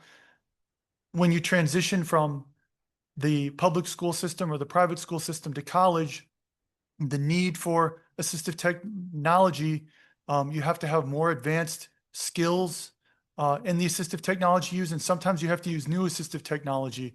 And I teach all kinds of assistive tech on all different operating systems. For example, everything from folks, wanting to learn how to, use advanced writing features in Microsoft Word to music programs, coding. Sometimes we have blind engineering students come into the university, so they have to learn how to use the, the Linux operating system, and, obviously learning the screen reader on that platform. This represents another set of challenges. So, we facilitate, my department, among other things, facilitates that, getting people the assistive technology and the training they need. Okay, next slide, Luisa. So this is the main themes of the presentation. So using assistive technology to succeed is, I think, the main thing that this presentation is about. I'll talk about a lot of different things today, but that's the main thing, how you can use it to succeed. We'll talk about my experiences with different tools, and we'll pass those tools around the room. Recommendations for different life situations. This is really important because knowing about the technology is one thing, but knowing when to implement it and how to implement it is a totally another thing. The importance of self-advocacy. I talked to this about folks earlier, but this is something that needs to be practiced as kids grow up, because in the public schools, you may have someone to advocate for you, but once you're going on to college and after in life, you're your own advocate. I tell my boss and my coworkers what I need. I don't know if you ever, this goes for this presentation too, but everyone ever heard the saying, a closed mouth never gets fed. Like, seriously, like, ask questions, and don't be afraid. Next slide.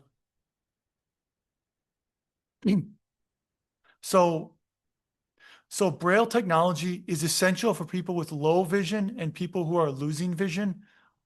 People who have a prognosis of lowering vision or blindness. It's super important because developing these skills early in life, how to feel Braille, the tactile sensation of Braille. The early exposure creates confidence. This is really important. And because, if large print might work for someone with their younger, but especially for like a lot of the conditions like RP, people that are are losing their vision, I wish I could bring them in here, but so many of them, I could bring them up to the front of the room, and they relied on sighted access to technology and print at a young age. And I taught people how to use screen readers at 18 or 19 years old, which is possible. And they are successful today. But imagine how much easier it is if you learn this stuff when you're 9 or 10, rather than when you're 18 years old. It's obviously it's harder to learn as you get older. Okay, the next slide is foundational Braille tools. So the first thing, I'll just kind of give a definition of some of these tools, and then the next slide, I'll talk about them and pass them around. So Perkins Brailler, it's over there on the table. I think maybe this one, it's best we don't pass it around because it's heavy, but if folks want to go see it, probably most people have. Everybody, I believe, should have one of these. It's a manual typewriter. I would just say it's equivalent to like, a visual typewriter for someone sighted. And they're just really important tools to write down information on paper, make a shopping list, make notes, things like that. Slate and stylus. This is a tool that we will be passing it around. It's sort of a board with a metal instrument, and there's a stylus used to poke data through it.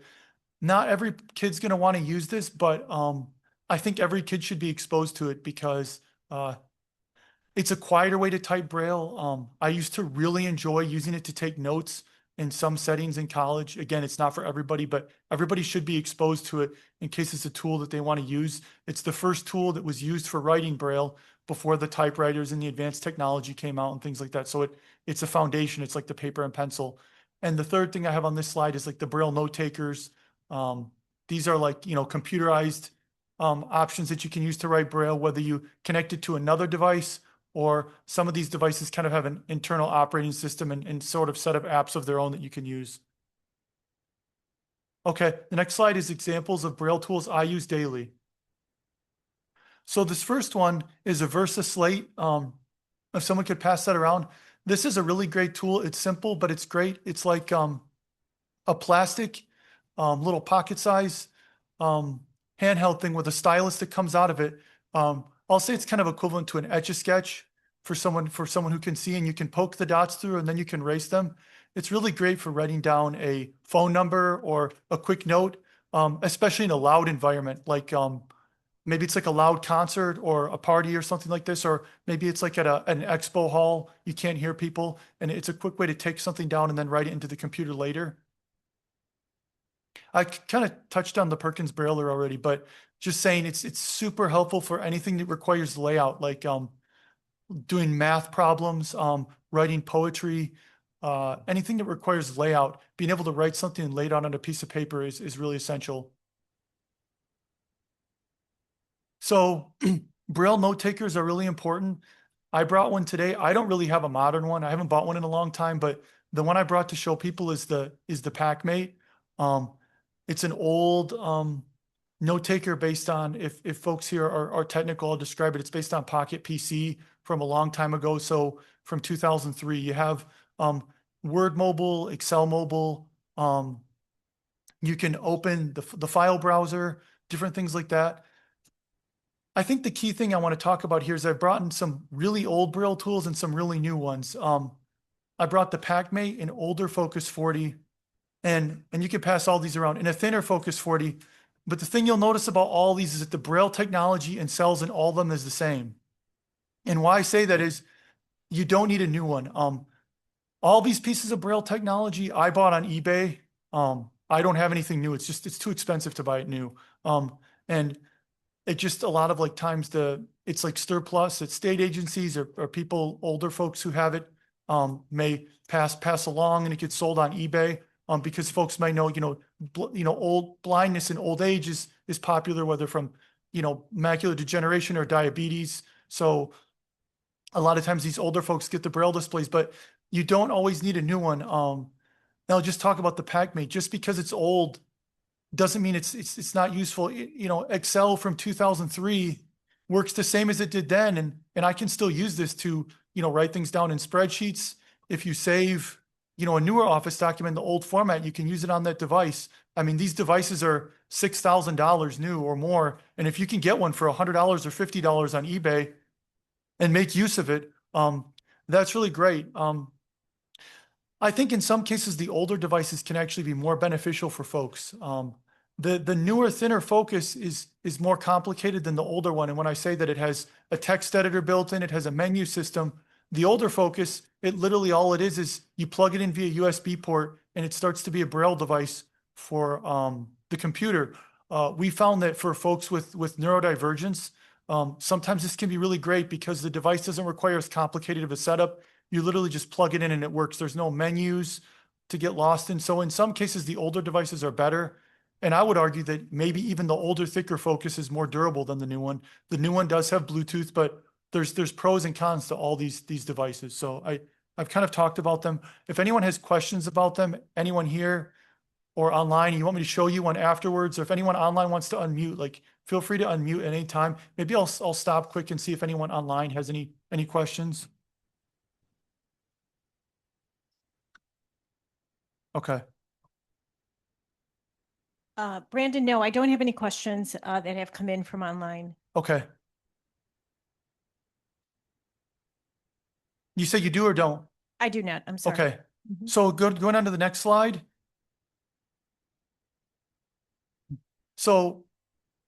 We're going to talk about choosing technology for the classroom. So many options exist for printing technology, for printing and brailing assignments and printing assignments. So this is something important. Totally blind students benefit from both an iPhone, an iPad, and a laptop. The laptop, a new trend has been pushing blind students to the iPhone and the iPad, which are good tools, but really because of the way the screen readers are, which we'll get to later, the laptop is still a very important tool. And the Braille note takers, we talked about this already, but they can be useful on their own if they have the note-taking features built in like the PackMate, or they can be paired with a device like those two focus Braille displays can be paired with your computer, and then it's like a screen for your computer. It's important to understand the strengths and limitations of each device. Like I said, a device is easier to use, but it might not have as much functionality, or it's more complicated, but that makes it harder to teach to students. So there's pros and cons for each. So next slide. So I first want to point this out. The iPad and iPhone, I think if you have some vision to be able to visually format documents, they're much more useful. And in that situation, it can be a more primary tool. However, for the blind students, it can be a tool in the toolbox and absolutely should be, but it needs to be combined with the laptop. So if you're totally blind, these are the pros and cons of the iPhone and iPad. Strong voiceover support. VoiceOver is the screen reader built into the iPhone and iPad. It reads things out loud as you flick and tap on the screen. So there's strong voiceover support for web browsing, which is important. We all browse the web a lot. Short messages and emails. And I want to make that clear, short. Anything short, VoiceOver is good for. Reading books and emails, reading. VoiceOver is great for reading, long and short text. So limitations. VoiceOver has very poor support for PDF accessibility. And as everybody knows, there's a lot of things out in the world in PDF. Assignments, math, textbooks. So this is something to keep in mind. VoiceOver doesn't announce advanced formatting. And this is for like, formatting resumes, cover letters. It's so important to format things for the visual world. I taught a class on formatting resumes to blind students. And I got a lot of pushback on this, but I told them that if you give me a text document that looks like it was made in the 1980s on like a WordPerfect or something without any formatting, like I'm going to fail you, because like you need to be able to format things to get a job and to be successful. So like a lot of teachers are letting students slide through just sending in these text documents that don't have formatting.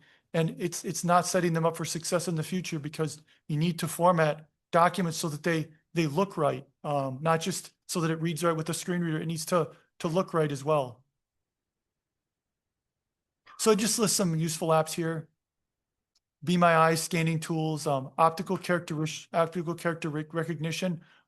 Be My Eyes is really useful. You can take a picture of something and it'll describe it to you. So I could take a picture of this room and it'd be described. It uses an AI engine to do that, or you can get help from a human, but the immediacy of the AI is really useful. You can even do things like, for example, take a picture of the back of like a surround sound receiver. It'll tell you like, this is for the fronts, this is for the rears, this is for the subwoofer. So if you're trying to hook up something, you can take a picture of a menu, ask questions, and then you can ask follow-up questions, which is really powerful. You can even put like graphs and charts through it and ask it, say, describe that part of the chart more to me, or describe that part of the picture more to me. So that these apps are really useful. Okay, so this is next slide, Luisa. I probably have to speed up here too. I know, am I supposed to end at 1? Am I supposed to end at 1, Luisa? What time am I supposed to end? Yeah, that would be good. Okay. Mhm. Okay, so let's speed up here. So classroom technology, why a computer still necessary? So basically the formatting is the main thing here. Being able to add that formatting that I talked about. So Google Docs is I think a big sticking point. It's really difficult to use the screen readers on all platforms, but it does work the best, I would say, with NVDA, probably second best with JAWS. So really anyone who's blind who's using a screen reader should have access to a PC or like a PC in a virtualized environment. You really need access to NVDA. I think it is just the best screen reader overall I found, and it really makes a difference for tools like this, Google Docs, formatting, things like that. NVDA and JAWS provide the strongest web browsing experience. The web is everything today: web apps, web tools. NVDA is first, JAWS is second.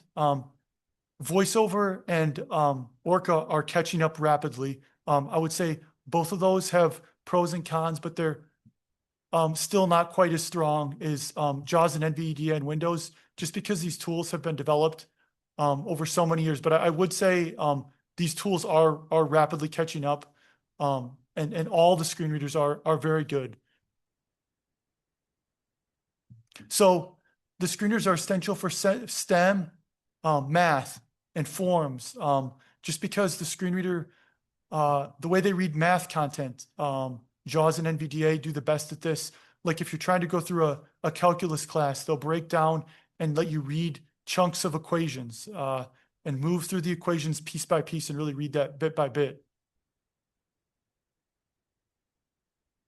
So this next slide, I'm going to touch this one really quickly. When to transition to full screen readers. If the magnification level is 4x to 6x or greater, serious discussion should be having about implementing full screen reader use.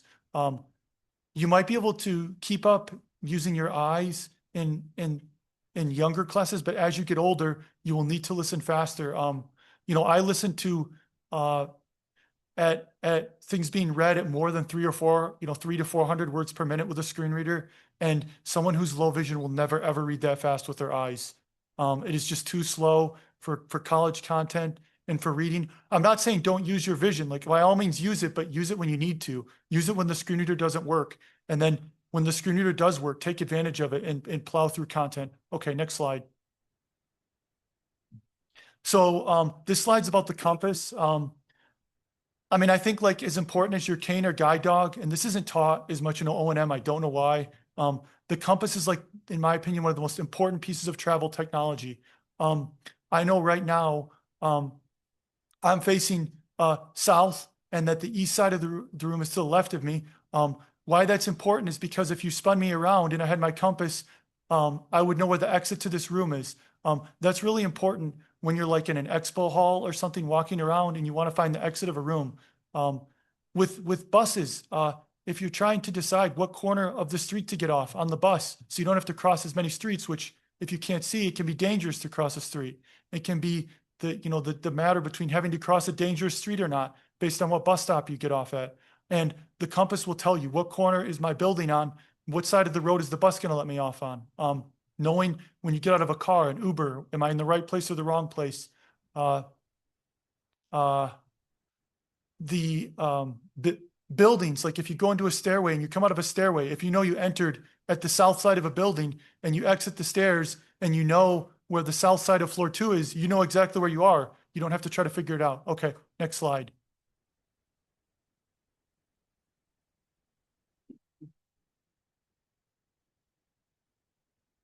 So the next slide's on mobile apps. I've touched this already, so I'm going to, like, Uber and Lyft are really good if I got to kind of start hurrying, but Uber and Lyft are really good if you're blind.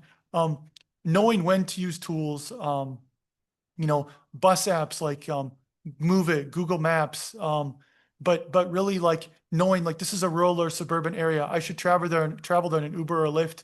A lot of folks say Ubers and Lyfts are expensive, and they can be, but I think the thing to think about is sighted people pay this much money on a car. I think really the problem is they're expensive because not enough of our visually impaired people are getting employed.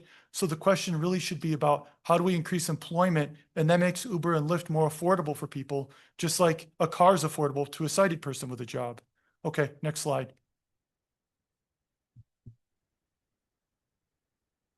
Okay, I did a slide in here on the Stellar Trek. There's opinions about whether separate GPS devices are good or bad. I happen to love them. But the Stellar Trek is a ruggedized GPS handheld device, which I think is really good for travel, for totally blind and low vision. It's rugged, good for outdoor use. It won't drain your phone battery. It can tell you what intersections are around. It can let you browse the map to understand the area around you. So it's just a really good tool. I think we got to move on, but if anyone has questions about that tool, feel free to ask me afterwards.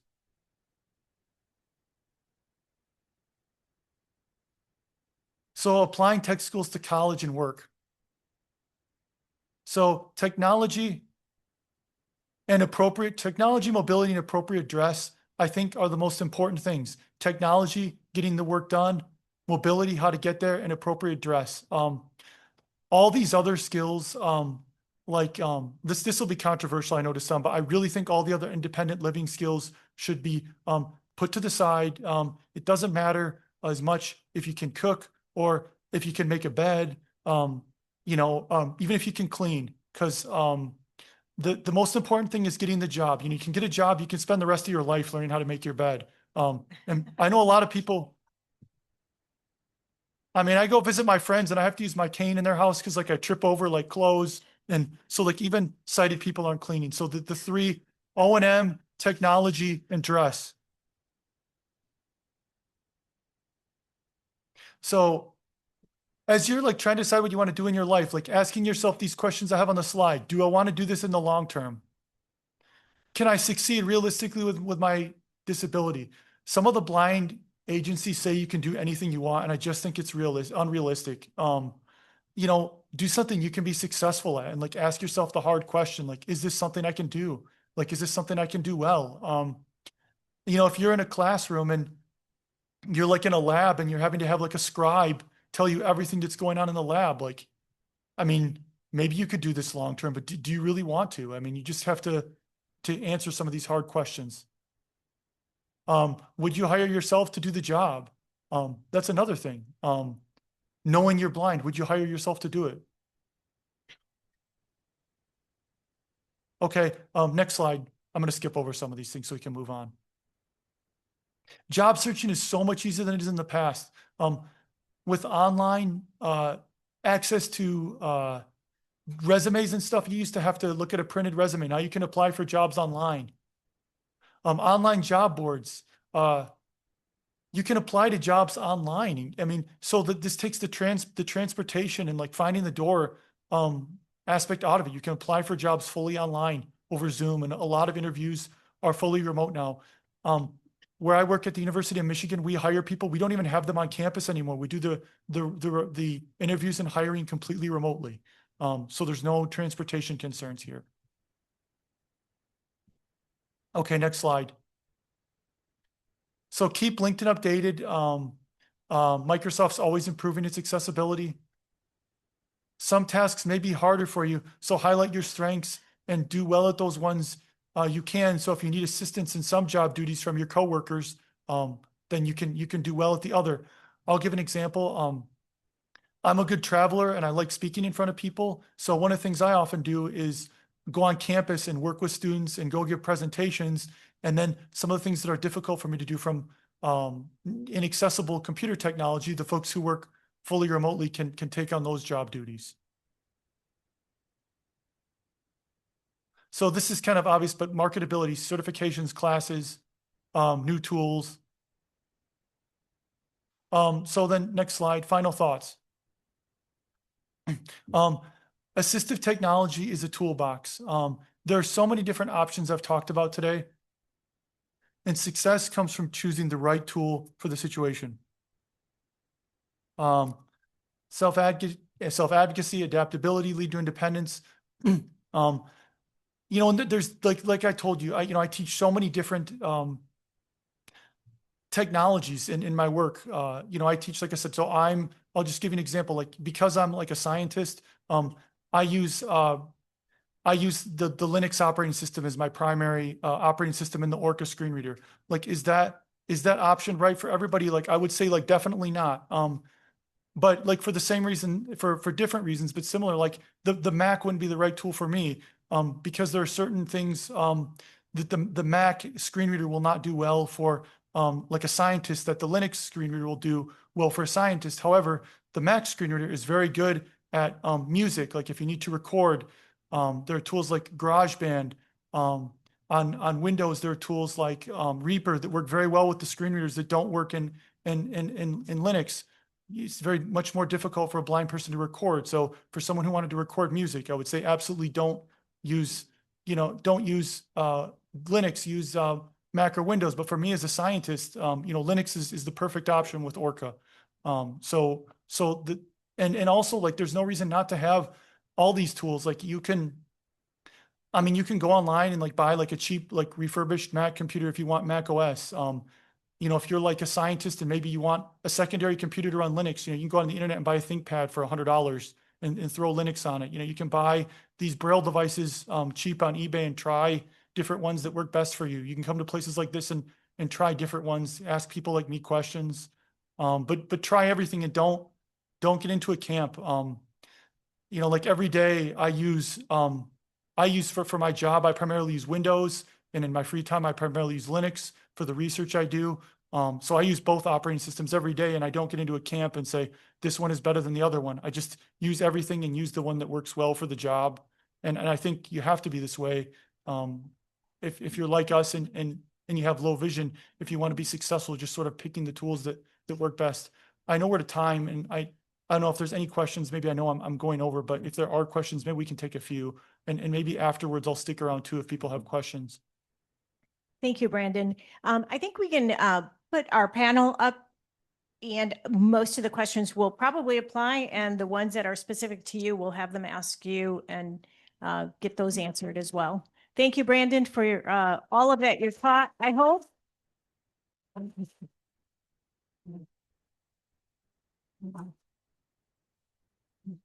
I always like to say, what's the value of one good idea? And I hope that everyone here at least walks away with one good idea today. So now what I'd like to do is move to our panel and introduce, of course, Brandon. Chuck Walls, you can please come up. Donna Walls. I'm going to have them introduce themselves when they. Should I stay here, Luisa? Okay. Yes, yeah, you can stay right there, Brandon, if you'd like. Jennifer Zuckerman. And then we have Wallace.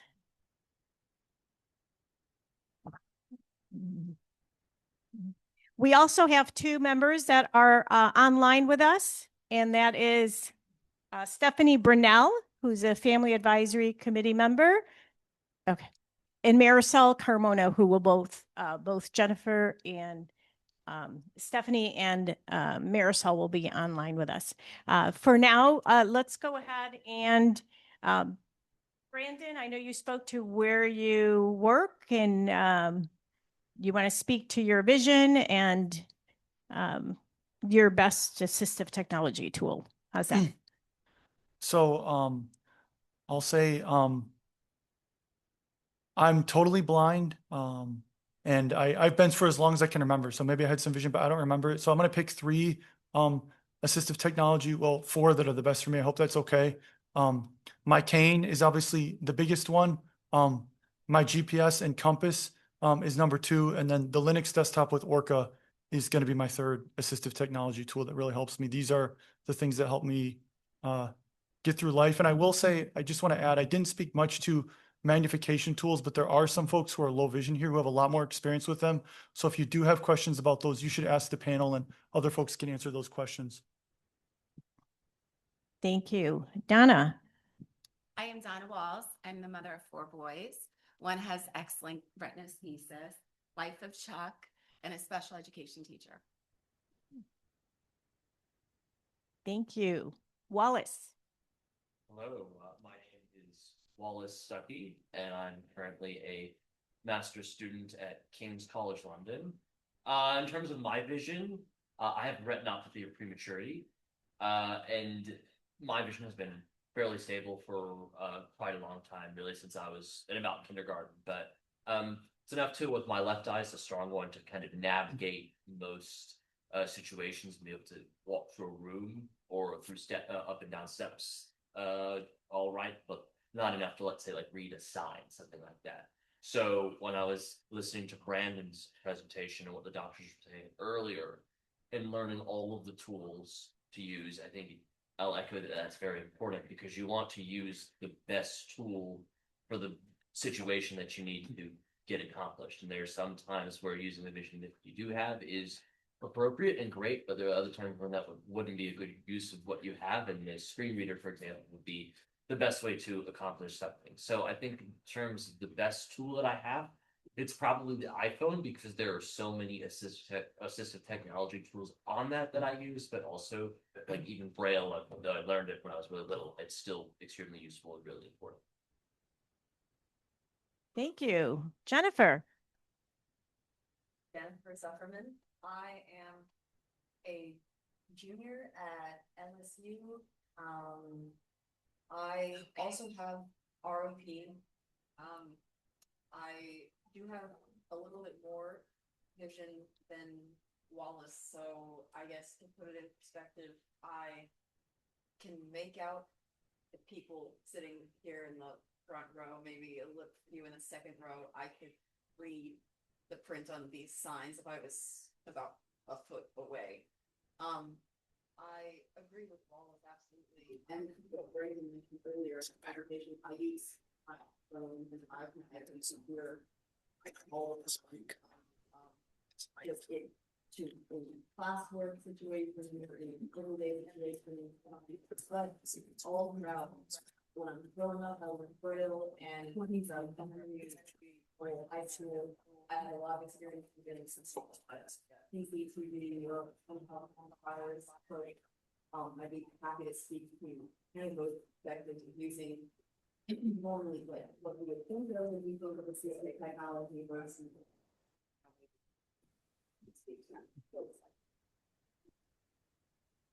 Thank you. Thank you. Hi, I'm Chuck Walls, and I'm a member of the PRRF board. I'm part of Luisa with the County Advisory Committee. I have appendix of some Tom who has slate retinoschisis, and I think if we could call up right now, they can obviously say it's so I don't understand how we're getting it. You've got to have something coming in. So,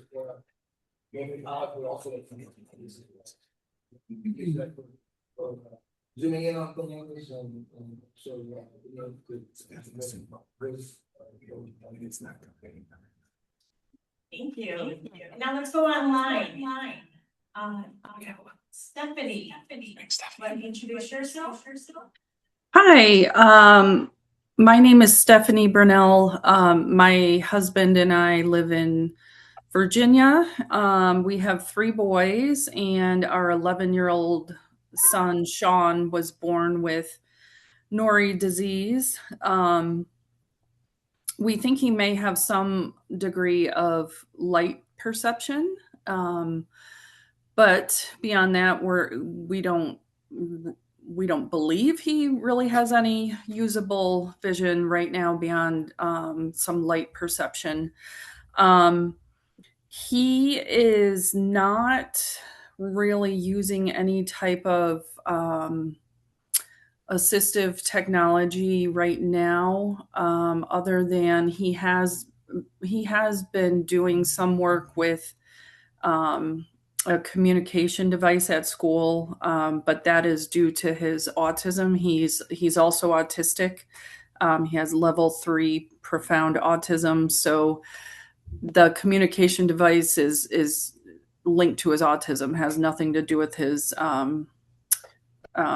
limited eyesight. As he gets older, I don't know what he's going to be capable of in terms of utilizing different types of assistive technology that are out there, but we're certainly interested in learning about different tools and things like that. And hopefully, as he grows up, hopefully he'll be able to take advantage of some of these different options. Thank you. And last, Marisol. It's coming through here.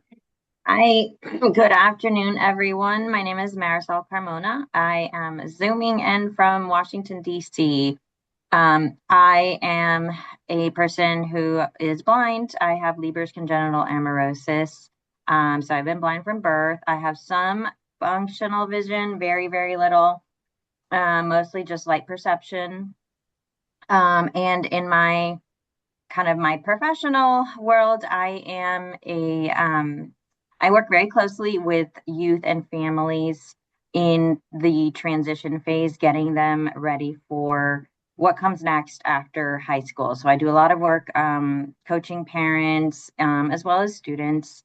I'm a master's level trained social worker, and I'm really happy to be here. Oh, and my technology.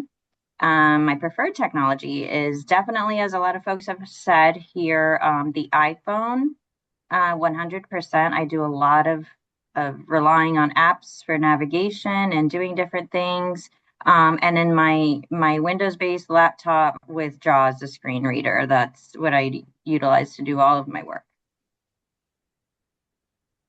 Thank you. So that's the panel. Does anybody have any questions before I go to submitted questions from our audience here? I also want to point out that the Clinton Township Library has a space for the blind right in their library, and they do have a table here. So sometime today, we can take a look and see what they have available that I think folks can check out. Yeah. A lot of people mention iPhones. Is it the same for Samsung? Do they not have as many apps, or I'm not using the right word, but why is iPhone superior to Android? Android, thank you. Think Apple made funny stuff. Okay, you guys can hear just fine now. But Apple made a conscious effort early in the technology development when the iPhone first came out in 2007 to kind of lock down the visually impaired market, and they've been very successful at that. And people use a piece of technology, and if it works, they just stick with it, keep at it. So Android does have through TalkBack, which is their screen reader. I've heard it's quite good, and people that have it like it, but when first impressions matter. And so that's at least how it's been. I know it's a pretty representative sample. Yeah, everyone's talking about iPhone. And for those online, Stephanie, if there's a question you want to answer, please raise your hand. As well as that hand here. This is Brennell, and in addition to what Wallace said, I think because Apple originally made the initial effort on accessibility, and more blind people have iPhones. When companies are looking at investing in accessibility and making their apps accessible, they look at the statistics and say, 90 or more percent of blind people have iPhones. So that's where we're gonna invest most of our accessibility efforts. I can't say that for sure about every company. But I think also a bit of a problem with Android is every Android manufacturer develops like different skins. Samsung, like Google has Android is one thing, but then Samsung devices look different, and HTC devices look different, and Huawei devices look yet different. And these different skins that are put over top of Android work with the screen readers in different ways. Sometimes the manufacturers make them work with the TalkBack screen reader in the Zoom programs, and sometimes they don't. So I just think all these things what Wallace mentioned and what I'm saying here together, these things kind of add up to have made, I think, Apple the preferred platform. I think. This mic has a great question. Yes. Brandon, is there any use of the Apple Watch to integrate with the phone as well? Is that a technology that's you can take advantage of? All I can say is I absolutely think that this is useful. I don't have it, but hopefully someone else on the panel who has one can speak to their use of this. I know blind people love them. I don't have one, but hopefully someone else can speak to it. Any takers?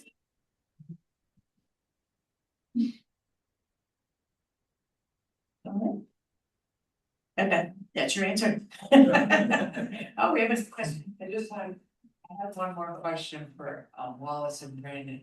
Does the Android phone do Braille like the Apple phone does? You know, when you turn the phone sideways, you can do Braille on the iPhone, but does that work on the Android? TalkBack does have Braille entry now. I haven't tried. I haven't kept up to date on TalkBack as I should. I tried it a little bit and it did work, so it is there now. Yeah, it is there. I don't know if all the functionalities there as much as the iPhone, but they definitely do have Braille now. To turn the phone. What she's saying is you can like turn your phone sideways, hold the phone like this with the screen away from you, and sort of what I'm doing for folks who may not be able to see in the audience is I'm holding my hands with my thumbs up in the air and my palms toward me and my little fingers sort of bent inwards. And so your little fingers and your thumbs kind of support the phone, and your pointer, middle, and ring fingers are on the screen of the phone, and you can sort of tap in Braille input into the Android and iPhone, and so this lets you sort of not have to use the touch screen to find the letters. All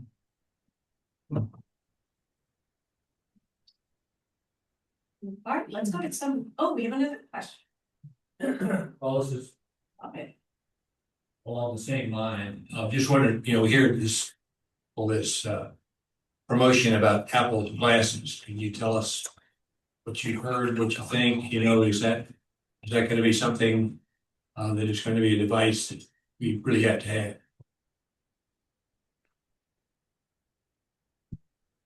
I don't know that much about the Apple glasses yet because they aren't yet on the market. A lot of people have the Meta ones, and people that have the Meta ones tend to really like them. And I kind of tested them just for fun for a day or two and haven't felt a huge rush to get them because I feel like most of my technology needs are met with the devices I do have. But I will have another look when the Apple ones come on the market.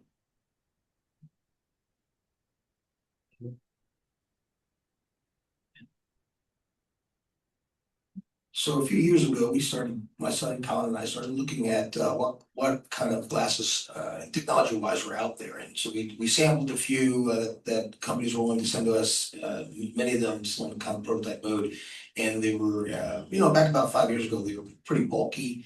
You had to have external power wires, and you kind of wear under your shirt down to a belt, and you put a battery device on there. But since then, technology's obviously improved, and so the glasses that you see that with Pearl with the Meta glasses. So the glasses are almost like regular glasses you and I wear with embedded cameras and as well as batteries and software. I know for my son who's low vision, Colin has a little worse than 2200 vision. We were looking at new technologies that are out there with auto focusing. So when he looks at things and he can't see them because they're too far away, these autofocus actually zoom in where he's pointing glasses. And so these are new technologies that are out there. As far as prototype, they're not out there for us yet, but I think probably within the next year or 2 years, maybe we'll be able to see something like that. And I think that would be helpful for low vision people to be able to zoom in and see a little bit, to make out items that maybe are blurry or signs that you can't read.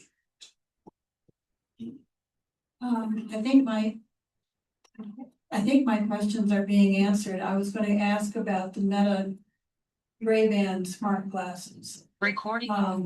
I've got, there's new generations that are coming out, and I'm wondering what the difference is between one generation to the next, including the latest one. And I don't know if you folks can illuminate on that or not. I have a pair and they're very handy.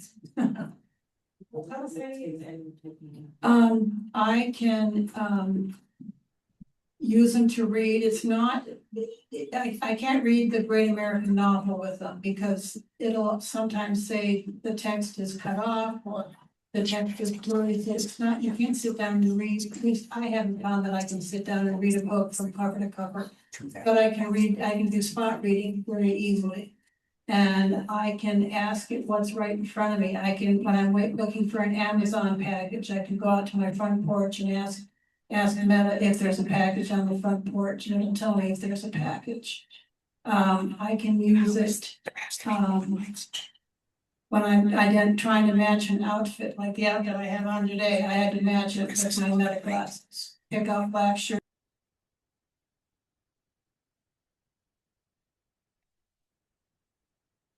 And I barely use the technology. There's a lot more that it can do that I just don't even access.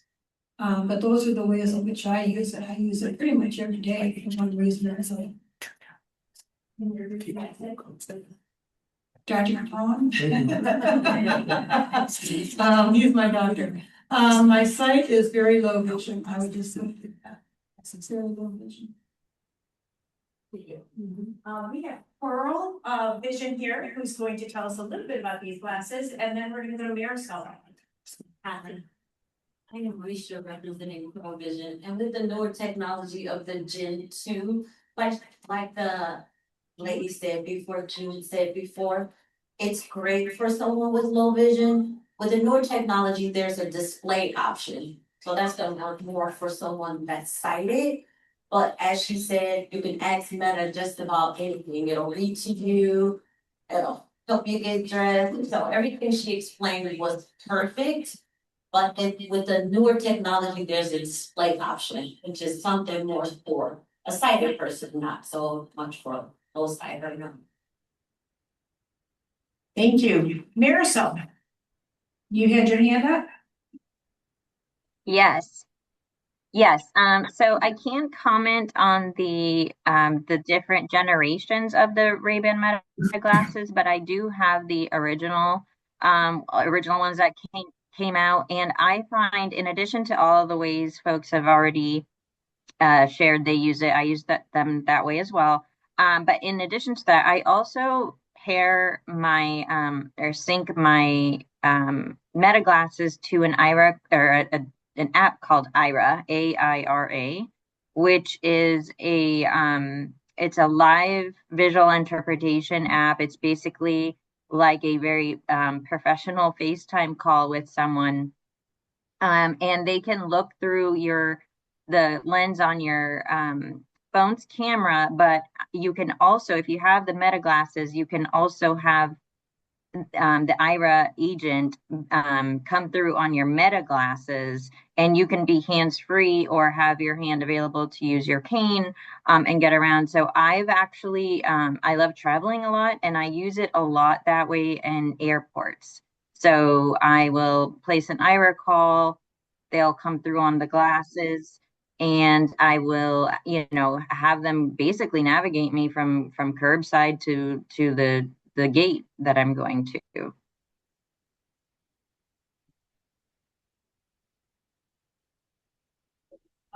So what is, one of the questions, what is something parents often worry about that they really do not need?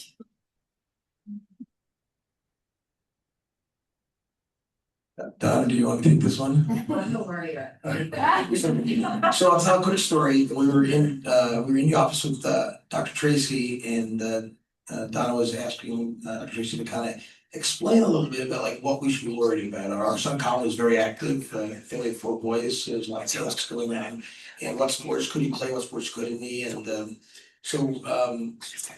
Dr. Trese always he brought up a story about one of his patients who one of the parents wanted the child to be involved in a lot of sports, but maybe not so much. In Don's case, maybe in a big ball until maybe he was 18 and then released him out to the world. The dog stuff story, we call it. And so there was a pet dog that walked past and had it wagging its tail, and the tail caught the eye, and it was just such enough force, whereas it detached the retina, because for retinoschisis, the retina is very fragile. And so that was the advice that he gave us, and said it's up to you as parents to figure out what your child will participate in sports and all that. So we had a lot of negotiations. Colin wanted to play football. Of course, Mrs. Walls, that was off the table, but we were able to find flag football as a suitable alternative. So we looked hard at other sports that he could do. Swimming was one, but he was so skinny he would turn purple before he got out. So swimming was a thing for a while. That went away. Then we did cross country running was another thing. So we did some for other sports that he could participate in that were not contact as our parental negotiated compromise. So I think for every family, it's different, and for every child, the low vision disease they have is different. So you have to kind of figure out the risks of activities.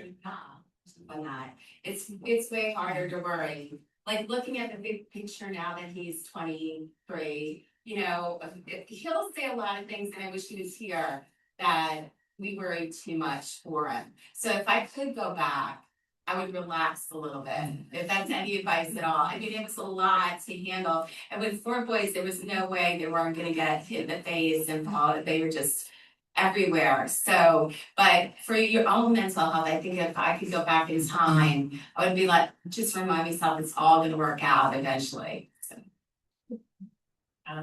Well, you answered the question I was gonna ask each one of you, and that is what you wish you had known earlier in life that you know now. And let's start with you, Chuck. Okay, something I wish I had known earlier. I think as I look back, right when we got the diagnosis, and this was a long time ago, 2007, it was, and obviously information flow is a lot different these days than it was back then. So I ended up spending weeks and weeks on the internet looking for how I could help my son. And so I like that. With the Family Advisory Committee, we look for how we can partner with family and communities to make sure that information is out there and easy to come. I remember being in a state of panic and despair combined as to how I could help my son, and not knowing really much about what is this thing called X-linked retinal schisis, and trying to figure out exactly what we as parents needed to do to help our child. And so I like that, I like that now, but now we have Family Advisory Committee, we have information on the PRRF website, and people to talk to about those kind of things, especially for new families when they have that diagnosis that just kind of rocks the world. So. Thank you. Yep, Jennifer. Yeah, I kind of going off of what Chuck has said, but from the perspective of someone who is visually impaired instead of from a parent's perspective, I never really had the opportunity when I was younger to connect with other people who were visually impaired, and I never really thought that was something I needed to do. It seemed to me like my parents and my doctors had all the answers, and I had a twin sister also who is fully sighted, and we did everything together, went everywhere together. I never really, I feel like sometimes I kind of lived in a bit of a bubble, where I existed with my twin sister, and I always had that comfort, which was incredible. But I feel like I wish I had known then that meeting people like Wallace and Brandon, and even meeting other parents of children who are visually impaired, how impactful that is, how much we can really learn from each other, how special it is to have the kind of community that PRRF creates. I mean, it really, it helps make you more confident as someone who's visually impaired, knowing you're not the only one experiencing these things, using technology this way, that maybe there are better ways to do things that you haven't thought of.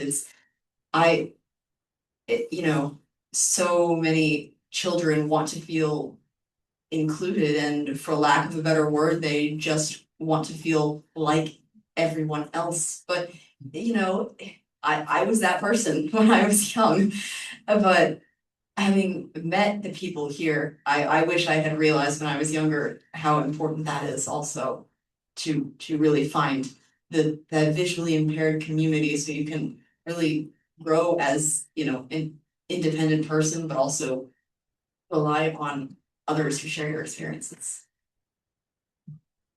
Thank you, Jennifer.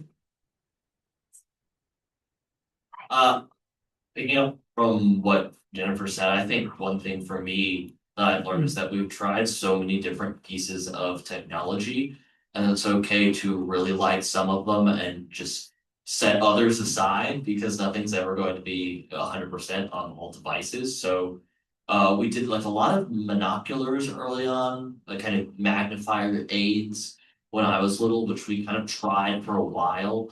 And I didn't see kind of much impact from them.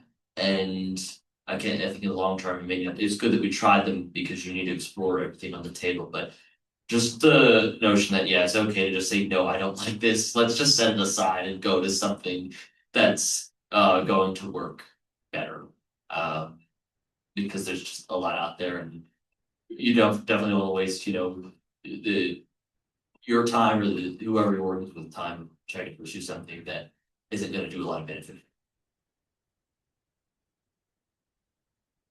And I'm gonna jump on community too, so if I knew back then, and it's just so different, like the amount of years that have gone by and the changes are incredible, so yeah. Thank you, Donna. Brandon? It's not good. I think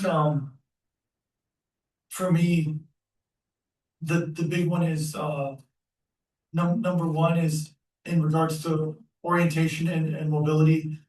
I think I had a similar experience to Jennifer growing up, although it was a bit different. I had a stepsister that sort of like kind of led me everywhere. I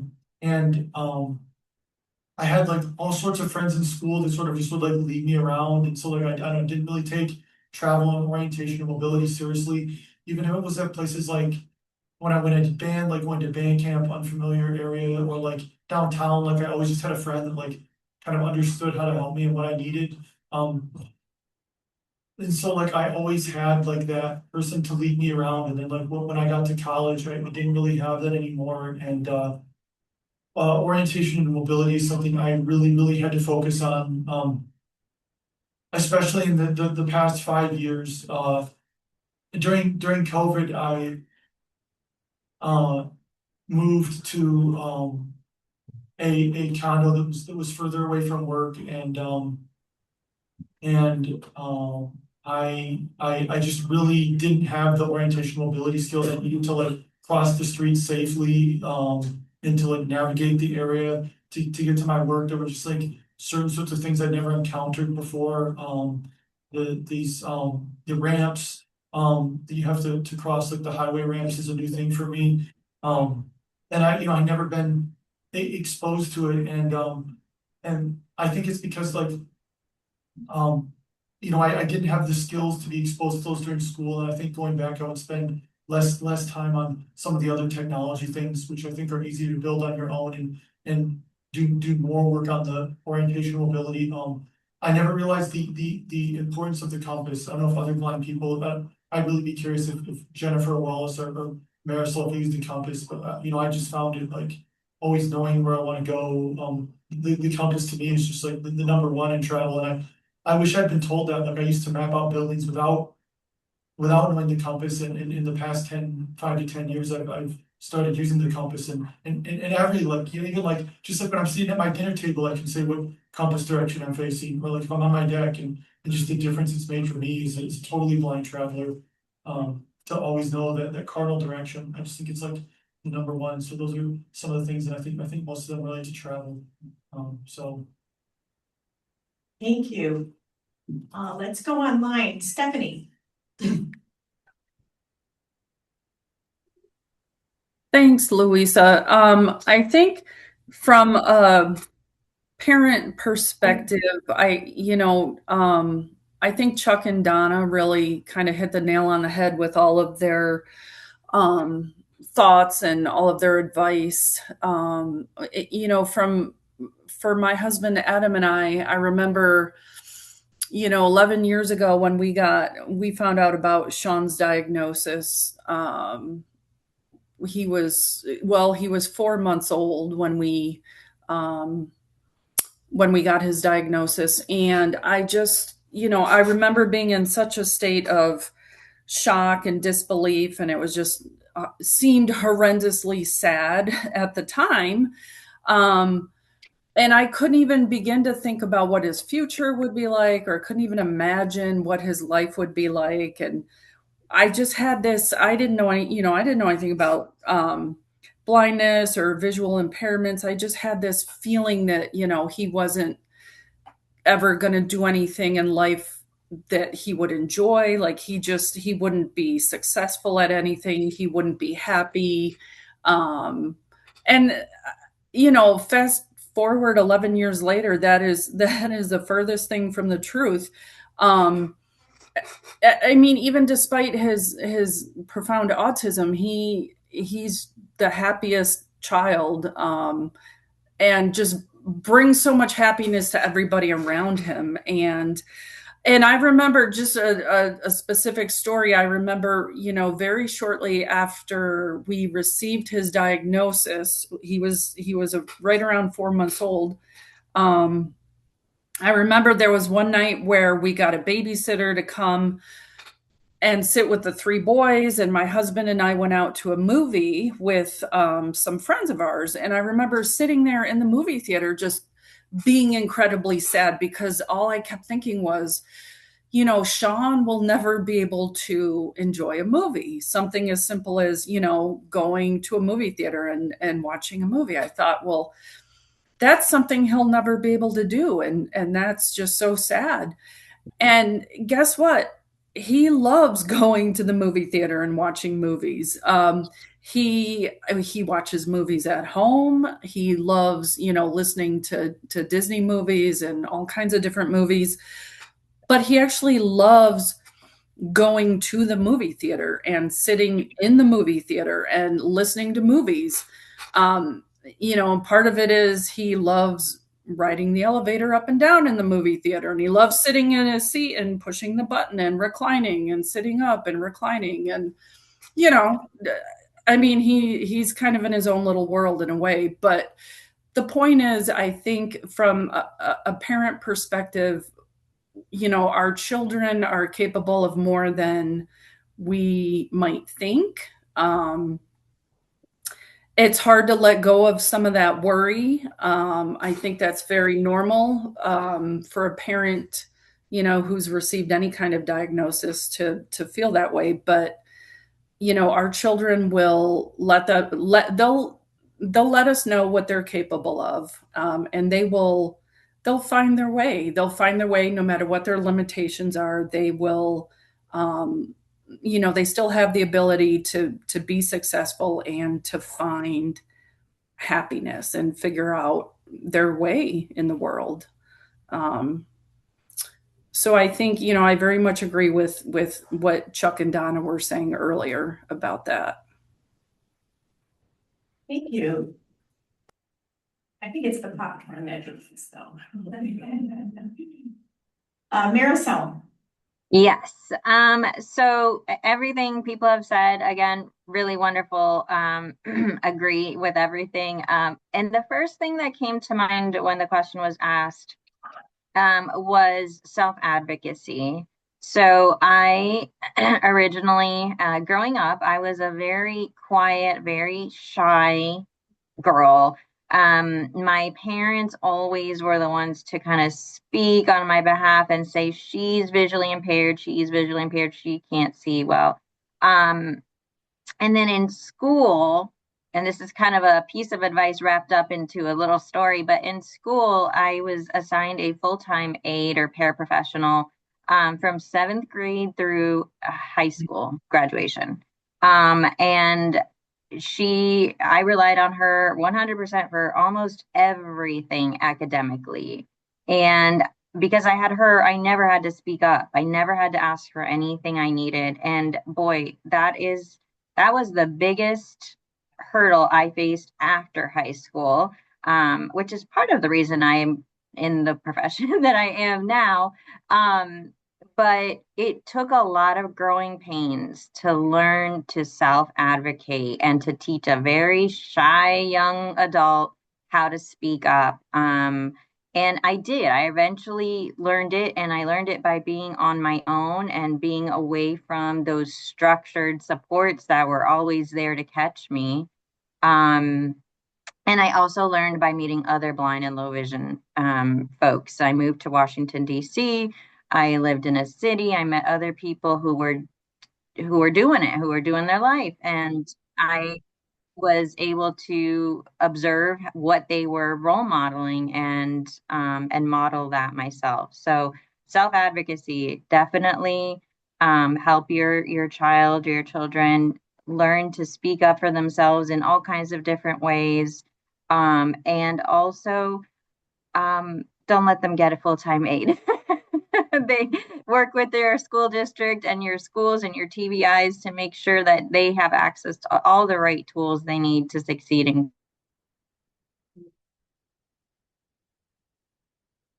Well, I just wanted to speak a little bit more about the movies in particular, because I think there's like a lot of, like, I feel like there's a lot of like stereotypes about blind people not enjoying movies, but like, especially with the tools available today, I mean, it's so easy. Like one thing I've been experimenting recently with is like, if you have like a ripped copy of a movie, you can essentially tell AI to like take like the frame of the movie, say like, I don't know, like once every so many times a second, and then like describe all these different frames. And then after you have the description, like what I did is I took all this and put it back through the AI and said, I read Braille at this many words per minute. Pare this down so that when I watch the movie, I'll be able to read along on my Braille display and keep up with what's going on. And so now I can like read along with the movie at like a speed that I can read Braille and like keep up with what's going on visually. You know, you can also like, one thing that I do is like, and this is so easy with all, you know, operating systems now, like if people don't like, just, you know, there's descriptive video where things are being described, but you can tell your computer, okay, like take this audio track and send it through this like Bluetooth headset or this, you know, headset and like send, you know, the audio to like the surround sound. And that's one thing that I do is like when my friends come over, like I send the descriptive audio to like my earpiece and then like send the regular surround sound audio to like the surround sound so the friends don't have to hear it. So there's just like with the technology today, I mean, you just do anything you want to. And if you just are a little bit creative. I mean, I thought like the Braille was really interesting and like so much different than descriptive video, because you know, one of the limitations of descriptive video is that when dialogue is going on in the movie, they can't be describing things. So like having the Braille is like another channel to like read along even when the dialogue was going on. So I don't know, with a little bit of creativity and like tools that exist, because all visual impairment is really like a lack of visual information, right? So if you can figure out how to provide that information another way, you can do anything, whether it's like enjoying a movie more or like crossing the street or like walking around outdoors, you know, like doing STEM, like it's all just about like how do you replace the information you've lost visually. If you can replace the things, you can do anything you want to. If you can replace the information.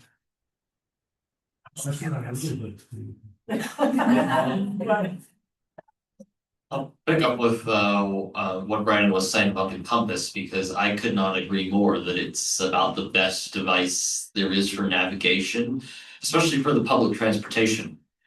Because a lot of times you'll show up at a station or whatever and you need a frame of reference for where you're going. And yes, you may have a destination, but you need to know where it is geographically related to where you are. And sticking with Washington, because that's where I kind of perfected this, like on the Washington Metro, when you enter and you need to go somewhere, okay, well, you need to take a train towards Virginia. Virginia's west. So you just open up the compass and then kind of point it west, and then you know where you are and where you need to walk to wait for that train to show up. And in London now, it's even better because the platforms are signed by cardinal direction. They're not signed by destination. So we'll say like District Line East. And so because they go to different places when you get far enough east, the line splits. So everybody really, regardless of the amount of vision you have, should be getting your compass out about the day. I don't know what's happening, but it is useful. Thank you to our panel. In the interest of time, one last question? Any questions? Oh, I'm just curious, listening to what Marisol was saying, I think you think about the dual during childbirth, where it's somebody to help support you and help advocate for yourself. Is there anything like that exists in the vision tool or a low vision tool, someone that kind of helps you learn how to navigate on your own and advocate for yourself rather than just being an aid to with you? Luisa, I did not hear that question entirely, but I know it was referencing something I said. Hi, sorry. What you said made me think of a doula during childbirth, how they help support you and help you advocate for yourself. And so it made me think if there's some sort of doula to help with someone with low vision or blindness, that teaches you those tools on how to navigate on your own and advocate. So they're not quite an aid, but they're helping you to be able to do all that. Connect. Okay. The connection seems to be a little poor, so I still didn't get the. I'm going to jump on that answer real quick. Just in the educational setting, you could add that as a goal. So when you're talking about individualized education plans, I know we don't have time, but you can put a goal in there where teachers will teach them how to advocate. Using social stories, role playing, and it could be specific and it can be measurable. So you want to check that data and make sure that your student is advancing in that realm. And it could be as young as 3 years old. Yeah. Okay, I got the question based on the answer, and I agree with the answer. Yes. Thank you, Marisol.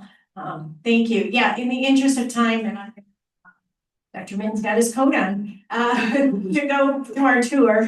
I don't want to hold them up, but community came up a few times. A lot of these questions are questions that we want to continue to answer offline. And I've actually developed a form here if you'd be interested in either participating in the community section or the mentorship side. Please fill this out, or if you have any questions, throw them in here. And we'll collect them before you leave today so that we can continue to build this community with those that Go ahead, Brandon. I just want to say really quickly, I put my phone number in the slides, like, please feel free to like text or call me. I'll make sure Luisa sends my email address out too, but like, I love to help people with just for free, like share my knowledge about like screen readers and technology and like all different operating systems and like, like orientation mobility tools, like. And I know the other folks are probably happy to help here. I don't want to speak for them, but like, I'll speak for myself and say like, if you have any questions about what I described today in my presentation, or you just like want some help or like advice, then please don't be shy and like reach out to me. So yeah, that's just one thing I want to say for the people online. So you get a lot of questions. I echo that as well. This is Marisol. Luisa, you're more than welcome to share my contact information with folks. I'm a parent coach in my professional world, so I'm happy to support. This is a very personal topic, being able to support families who have kids who are blind or low vision. So always open to support and answer any questions. All right, we're still working with technology, but any parting words, Dr. Capone?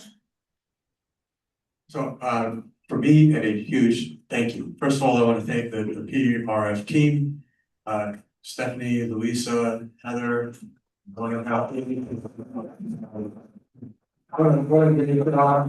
Shout has been a great history lesson on the I Institute, and also a great review, bring us right up to date on the technology. Thanks, Matt, and Dr. Drosky for helping out in the Q&A, and that was a masterclass, Brandon, in assistive technology. Thank you, it was fantastic, and it catalyzed a lot of the dialogue. And the panel was both practical and poignant. I really want to thank all the panelists for their contribution, and thank all of you who came today and who are with us online. This is a great family connection conference. Thanks everybody for being here.